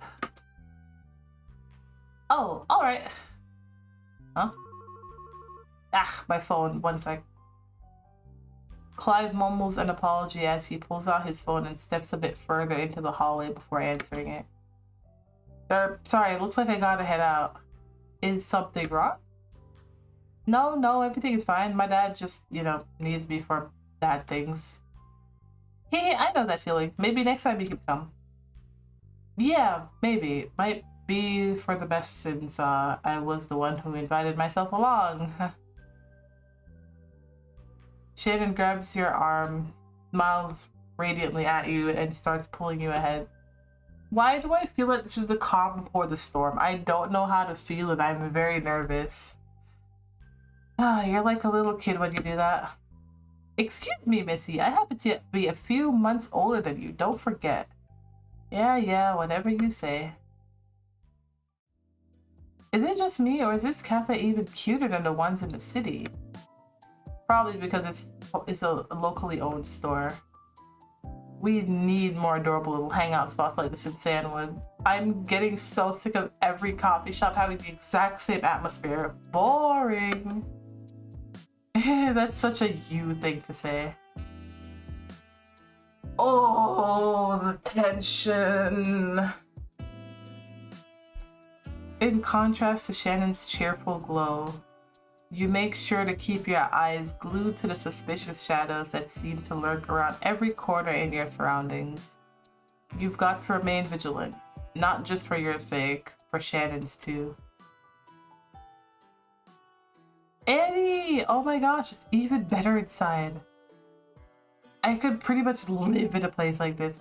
And it'd be happy. What you think? Should we just move in? Glad to see you're enjoying the atmosphere. Welcome. Enjoying it? I love it. Right, Annie? Annie? Huh? I was talking about how awesome this place is. Right, yeah, it's nice. Nice? Anyway, how do you guys not have like 1 million customers? I've never seen you around here before. Guessing you're not from Pyramid? We're from Sandwood City. Shannon! What? Did I do something wrong? Sorry, I didn't mean to raise my voice like that. I'm just gonna go grab a seat for us. Alright then. You trudge along to one of the booths near the window. Somewhere that you can keep an eye on the surroundings. Hearing Shannon's disappointment at your lack of enthusiasm is heartbreaking, but you just can't seem to fake a smile as easily as usual today. And how could you possibly be expected to? I wonder if Kay would have liked this place. He seemed like the sort of person who'd enjoy the atmosphere. Shit, I hope he's safe right now. You look at Shannon handing the barista some money. This place is nice. The lack of customers makes it a far more ideal spot to be than in the bustling coffee shops you're used to seeing. Also, I don't get why, like, it makes sense why I'm drawn more to Clive than Kay, because he's just there more frequently, you know? I'm usually keen on people who are around more than the ones who stop in for a little bit and then are just gone afterwards. You know? Then again, that's not his fault, but still. You can take some deep breaths and enjoy the scent of freshly brewed drinks in general peace and quiet. Assuming I haven't gone completely insane and yesterday really happened, I wonder if there are any proof I can find. Then I can present it to Shannon and Lana. Shannon seemed really out of it when I first saw her there. Some trace of drugs might still be in her system, but even if she was drugged and that explains her memory loss, it doesn't account for Lana and Clive. I could go back to the trail and search for the shack as proof, like that ever happened. I'm not going anywhere near that place. You shake the thought aside as Shannon approaches with a tray of goodies. Hey, yeah, I got you a coffee. Thanks, I'll pay you back later. The winner doesn't want to cash in the prize? I won this fair and square, or you won this fair and square, silly. Ah, right, almost forgot. So, what's on your mind? Nothing really. Chatting takes too much energy today. You'd rather just listen to Shannon talk like always. Tell me about how things were when I moved. Well, I got into a big blowout with my dad for one. Being at home is totally exhausting. I'd rather be out, right? Or rather be out here. Is he still really difficult to be around since the divorce? Divorce? Oh, right, my parents, duh. Yeah, he's a mega downer. I get that he misses her, but it's been, what, like 2.5 years now? Even though Shannon is practically brimming with positivity and good qualities, you've always found her nonchalant behavior towards her parents' divorce a bit off-putting.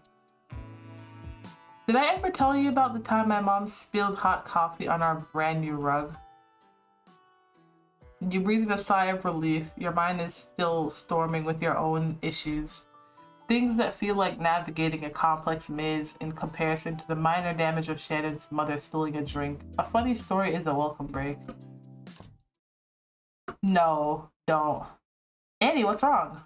Nothing. Just been so quiet that I didn't expect to see other customers walking all of a sudden. You're so observant today. I didn't even notice them come in. Yep. So anyway, like I was saying. Okay. Trying to do it without making it seem like you're ignoring Shannon. You glance towards the entrance. You grimace at the sight. Those two men from the day you visited with Charlie are here again. Yeah, it looks like you were right. That this wasn't a complete waste of time after all. Now, if only that damn waitress would take our order. Who do you think is worse, her or that bitch at the grocery store? What are they talking about? Like, what are they talking about this time?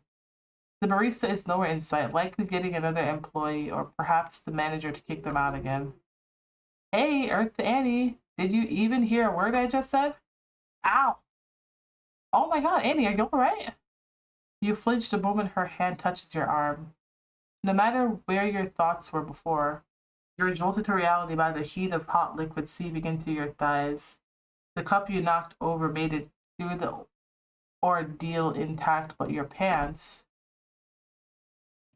That was still super hot. Come on, let's go to the bathroom. Well, wait. Ice is bad for burns, right? So tap water is our best bet. Shannon grabs a handful of napkins and drags you off before you can protest. She mumbles to herself and kneels down in front of you, wiping your leg gently. Come on, this is embarrassing. I can do it myself. Nuh-uh, Nurse Shannon wants to help. Now stay still. Ugh, fine. She's so kind, so gentle. She doesn't deserve any of this bullshit. What in the world made you jump like that? You practically flew out of your seat. I'm sorry. I don't want an apology. I want you to tell me what's up. You've been acting so weird today. Hey. Once she's finished tending to your leg, Shannon gets back to her feet and takes your face into her hands, gazing into your eyes questioningly. Why won't you talk to me, Annie? Oh, alright, let's see. Take her hands off your face, avert your gaze, lean into her touch. She's worried. We're not gonna make it harder on her. You can't help but lean into her touch. Despite everything else in the world, her soft hands holding your face and thumbs gently caressing your cheeks is like heaven right now. That's better. Relax. Breathe. Now tell me what's up. Shannon, yeah? I think we should head back to Lana's. My thigh is really starting to sting. Shannon's shoulders slump and she removes her hands, that calming touch replaced by the cold air conditioner blowing. Just give me a moment to use the bathroom before we go. Alright. What the hell am I doing? Everything would be simpler if Shannon just remembered. How does Jasper's memory altering work? Can he do it from a distance, or does he need to be in physical contact with them to do it? If the latter is the case, then you need to stay away from anyone who looks suspicious. If you lose your memory too, what the hell would happen? You'd be defenseless. You return to the table after a cautious glance around. Those men from earlier, they're already gone. Looks like you were nervous over nothing. Shannon's head is down, sipping away at her latte and taking small nibbles of a chocolate chip muffin. You guiltily plop back down across from her and stare into your empty cup, searching for the right words. Annie, Am I bothering you? What? There's something in her voice that pauses you. Not just that, the way she doesn't meet your eye when she talks to you. It's unnerving coming from Shannon. Should I have not come to Pyrathon? I mean, you didn't even tell me where you moved. I'd probably still not know if it weren't for Charlie. No, what are you talking about? This is what I get for showing up without warning. Maybe I'm just being selfish. I thought it was last time we hung out too. You were happy to see me, I could tell, but you were also guarded. Kind of like you were trying to hide a secret from me. It's more complicated than that. Is it really? Or do you just not trust me enough to open up about what's going on in your life? You've always been like that, but now I really bared my whole heart to you when I came yesterday. You don't even seem to remember what we talked about. Did that mean nothing? Or was it too heavy for you since I've always given you happy, Shannon? Lately, I feel like I'm watching a drama playing out from the audience when I'm with you. I don't feel like a character in that drama, just an outcast, waiting to see what will happen. Undesirable. Shannon, your voice cracks, catching in your throat. What the hell? Why would you say that? I don't know. Maybe it really was a mistake coming here, without even knowing why you moved in the first place. If you told me you were moving after the accident, I think it's that. But you were already planning on moving before that. Maybe you wanted to get away from me and all my continuous babbling about stuff you don't even care about. Shannon, no, that isn't true. I can't. You care about it when I talk about guys? When I tell you all about my dumb, stupid relationships that never even work out, that you know right from the start are doomed to fail with my track record? When I go on and on about a TV show you don't even like. I know that I'm overbearing, and maybe sometimes I overstep my boundaries and push you too far, and maybe you came here because you wanted to pursue a relationship with that quiet guy, Clive. I don't know anymore. With the feeling of glass slowly shattering into pieces within your mind, all you can do is stare at her speechlessly in disbelief. I was really happy when you asked me to stay here, you know. I thought it was kind of weird that you were so insistent, but I was really happy. She slowly gets up from her chair. A dark shadow falls over her eyes. This couldn't get any worse, any different from the cheerful and bright Shannon that you're used to. I'm gonna head out first. I'll meet you back at Lana's. What? You feel like you've just been hit by a truck. To you, the bond you've got with Shannon is similar to how it was between you and Lana when you were a child in her care. The child version of you never had to think about it seriously until the day Lana was gone. When she left, it struck you hard. And in her place was a strange man you've never met before, introducing himself as your father. It stung. What the hell? This stings. It hurts. Now you linger between breaking down in tears right now, or right here in the middle of the cafe, and wanting to jump to your feet and chase after her, but you feel frozen. Not by some icy grip that Casper seems to have, but by your own insecurities crashing through your skull one after the other. Shannon feels like an outcast? Like you might have moved to Pyrathon just to get away from her? And what the hell was that she was saying about being with Clive? How could I ever abandon Shannon over a relationship? You wish you could explain more, but that could just put her in more danger. Things would get so complicated. Telling her the truth about the kidnapping wouldn't be enough. The memory loss, the weird behavior, the move to Pyrathon. There's no way to fix this without telling her everything. Even if you've done everything you did for her sake, the damage it has caused is obvious. You could make something up, sure, but is lying really going to help this? What would be less likely to cause a permanent rift between you two? Coming up with some excuse for your actions, or telling Shannon that you were born a freak? Determined, you get up from your chair and storm out of the cafe. Damn it, I can't lose the most important part of my life. Always there for me, always smiling for me, always ready to hear me out, even when I don't want to be heard. You'll keep her close to you at all costs. There's still time to catch up with her if you don't. But the hand clasp over your mouth as you're pulled into darkness prevents it. Oh my god.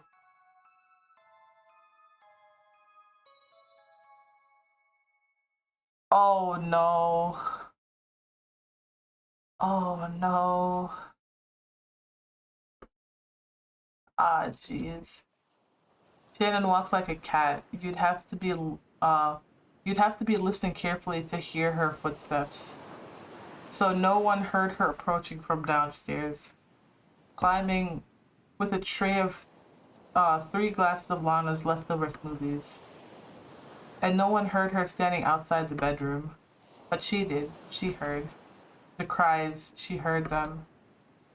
I don't know, everything is a mess. I think I made a mistake asking Shannon to stay here. Oh. Shannon peeked in through the crack of the door, watching as her best friend and the strange boy with the red hoodie opened up to each other. She was thunderstruck by it, and not in a good way. Annie was confiding in a person neither of them knew well, actively choosing that over Shannon. I should have just let her go home. I'll encourage her to leave after this. A gaping expression expanded on her face as she stared, unable to take her eyes off the scene. The tray was made of glass, her delicately thin fingers gripped so tightly that it may have shattered if it were a bit stronger. Or if she were a bit stronger. She turned around like a puppet hanging on strings and descended the stairs, going back into the kitchen and dumped the smoothies in a bout of frustration. I'll make new ones. Something to occupy her mind, noisy like an ocean. Why would Annie confide in him but not her? Shannon never thought of herself as a jealous person, but it felt like betrayal. Was Clive the one who was always at Annie's side? Clive the one who always wanted to help Annie escape from that inner darkness? No, that was Shannon. The pieces were coming together. The move, the secrets, the withdrawal. Shannon wondered, am I becoming obsolete? Oh no. Shannon Act 3, Neon Ocean. Ah, jeez.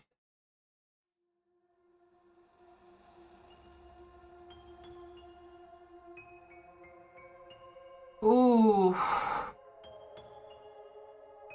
Well.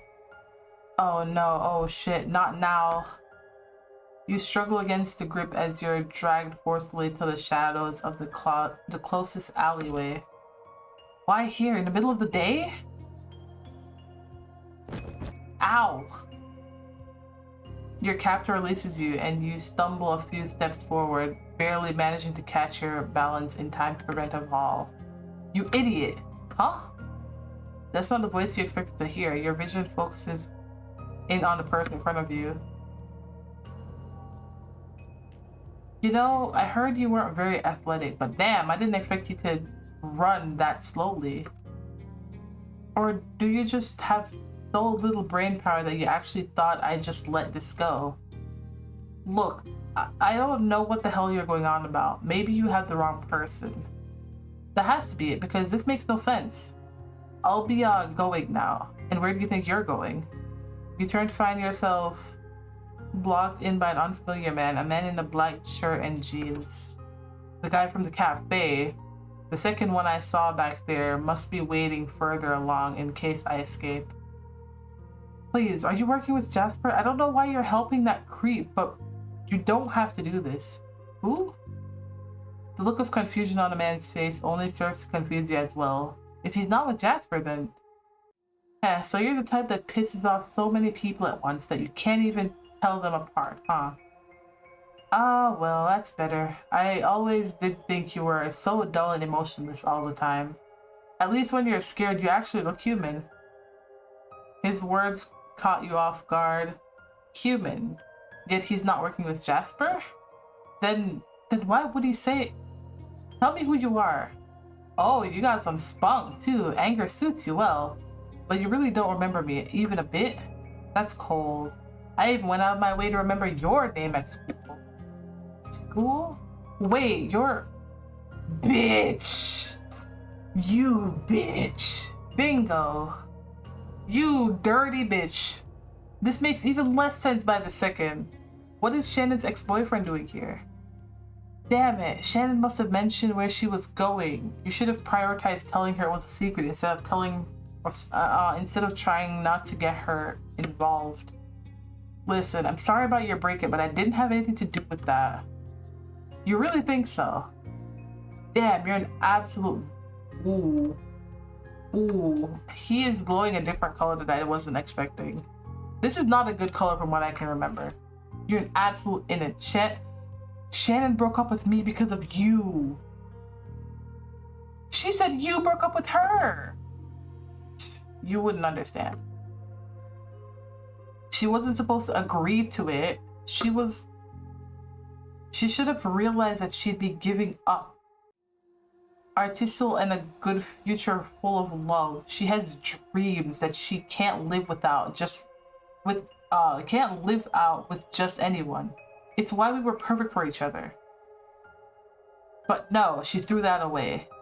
Because you, a stupid, emotionless freak, were more important to her than anyone else. She's tossed any boy that so much as glances at you in a way she determines to be negative. I thought what she and I had was different. Before I asked her out, she said that I'm different from those guys. I'm better, but you still managed to screw it up. Stop it. You had a hunch that Dustin was controlling, but this is beyond that. He's fucking insane. And where's Shannon right now? Shut your mouth. Don't change the subject. So I thought long and hard about it. What is it that she likes about you more than anyone else? Do you manipulate her into codependence? This freak is one to talk. Or maybe you really aren't human. Why would you say something like that? Shannon tells me everything. Is it really that obvious? Oh, freak show. She confides in me, including that weird shit you ask her about mutants. Oh, it weirded her out. I thought you were just, it's green now. Huh? I thought you were just some sci-fi obsessed nerd at first. There's something about you. I couldn't shake that feeling ever since that day at school. I was walking away with Shannon, but you were just standing there, eyes closed but somehow glaring in my direction and following all of my movements, like you were looking right into my soul. Any idea how creepy that shit is? Oh, that silhouette was Dustin? Ew, oh gosh. Maybe you've got some sort of freakish hypnotic hold on her. That's the only explanation for why she'd give a damn about a loser like you. Ow, rude.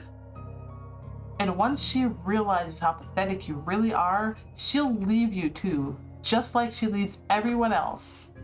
No, I would never do that. No, do anything like that. Jen is my best friend. I care about her. I swear. You have this all wrong.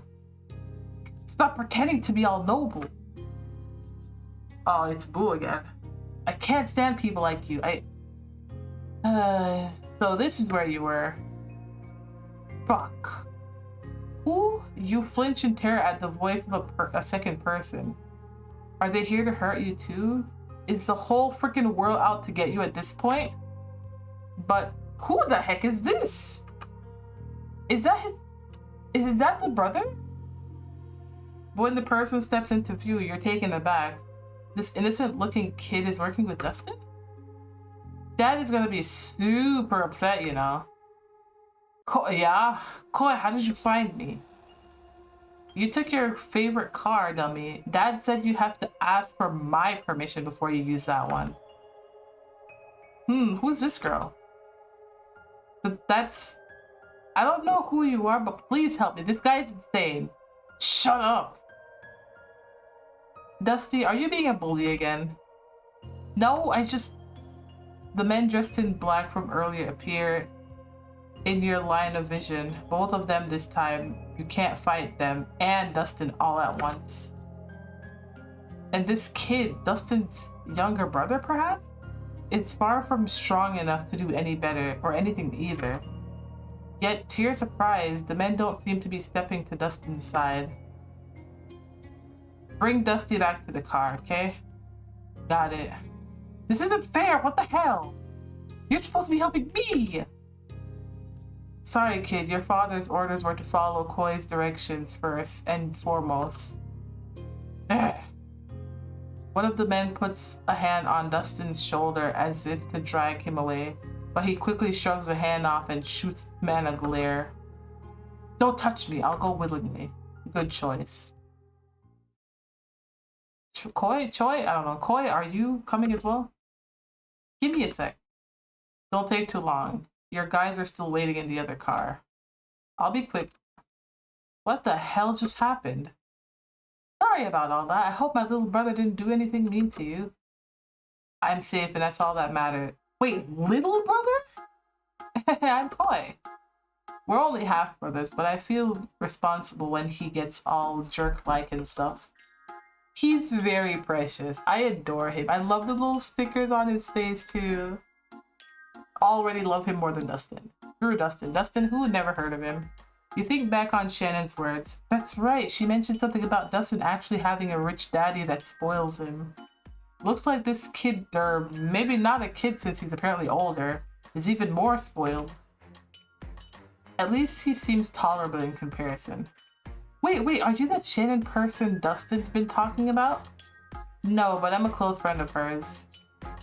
Aw, darn, I've been super wanting to meet her. Okay, so good. This person is a good person, I'm guessing. I mean, we already figured that much. I'm an idiot, sorry. Does that mean you haven't seen her anywhere around here? I wish, but I'm pretty sure she's in the city right now, isn't she? Yeah. Good. Dustin's priority seemed to have been scaring me away from being near Shannon and not hurting Shannon directly. Hopefully she got home before Dustin's weird bodyguards took note. Maybe you can introduce me to her sometime instead. How did things end up like this? Koi gazes at you with excited eyes. He's even shorter than Kay, and that says a lot. But you don't have any intention of getting Shannon into another dangerous situation. This guy seems naive, to say the least. He probably doesn't understand the extent of Dustin's manipulative behavior. Ah, right, maybe. Crud, I couldn't bring myself to say no when he's looking at me with those puppy eyes. Oh, Mr. He turns attention over to the man near the car. Can you bring him over here? Yes, sir. Him? I have something for Shanny, but I'll need to deal with Dusty first. So bring this to her for me, okay? Shanny? Here. Before you can protest, a tiny ginger kitten is plopped into your arms. Oh, wait, I'm not sure if I'm allowed to... Here, add me on Star Social. I promise as long as you're friends with me, Dusty will leave you alone. Thanks? Oh, that's cute. Look at him. He's so precious. I better get going. Message me later, okay? I'll reply back quick as a bunny every time, guaranteed. Bye? That was bizarre. At least I'm safe, I guess? Oh, that was interesting. That was really interesting. Holy, how long have I been recording for? Oh my goodness.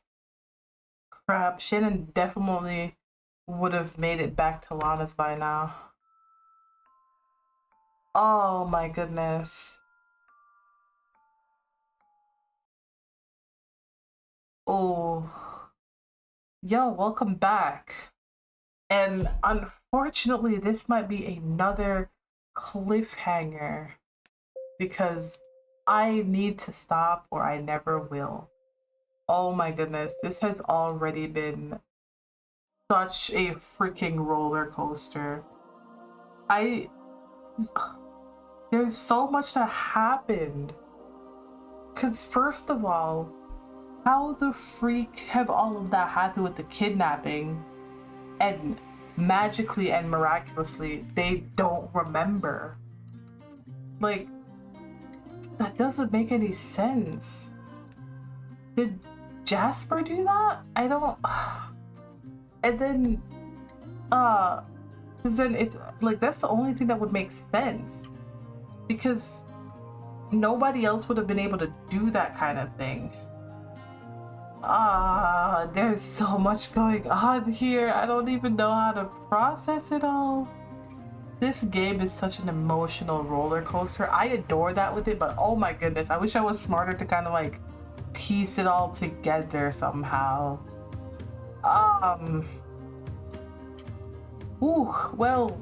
Hopefully in the next episode, we'll find out a bit more of what the hell's going on here, because I am genuinely like so damn confused. And this has already been like a 2-hour, 30-minute recording session. Oh my God, this game is truly amazing. It's something else. Every time you think you have something figured out about it, you are just thrown completely off your game again. There's like I feel like you need some kind of like MatPat level thinking to like fully understand everything. And the fact that oh my God, oh my God, my brain. The fact that they were able to write all of this just goes to show you that Casper's mind is just truly, truly amazing. To be able to come up with stuff like this and still leave you guessing.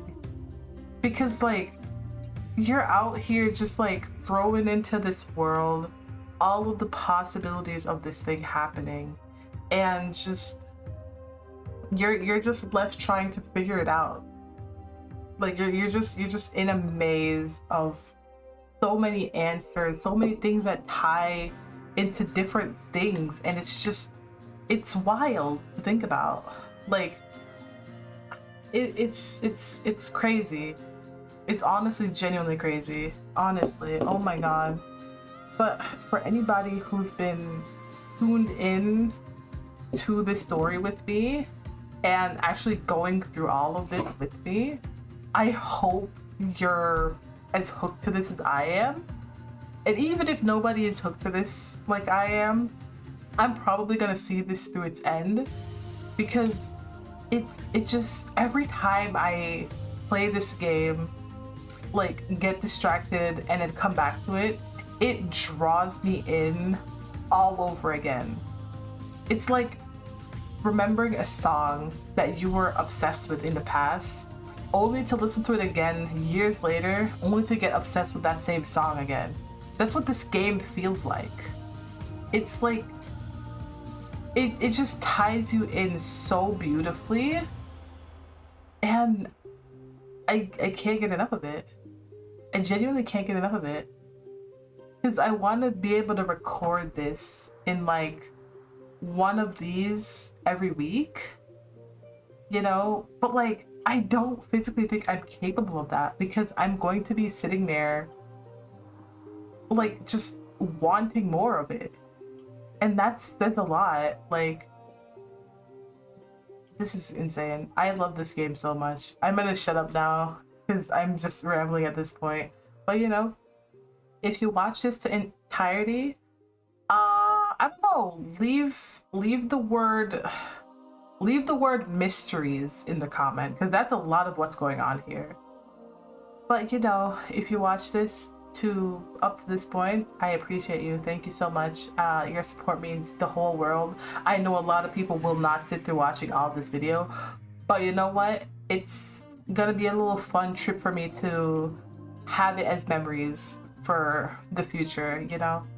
But I hope you're all having a fantastic day, a wonderful weekend as of me recording this, and just genuinely, like, I just hope that you are all doing exceptionally well. And hey, if things aren't that well, it'll get better. I promise you, there's always a light at the end of the tunnel, and there's always people who will want to be that light for you, you know? You're not going through this by yourself, even with this story, because as you can see, with stuff happening to people and you think it's the end of the world, there's always something and somebody that keeps you going, that motivates you to continue to push forward and find a better route, you know? And that's exactly what we're gonna be doing with life. We're gonna find the best route we can, and we're gonna take that route and make it ours. We're gonna own it. So, you know, let me shut up now. I'm making this longer than it needs to be. I love you all. I'll see you all next time. I hope you're doing well, and bye-bye, my clovers. Mwah! Till next time. Peace.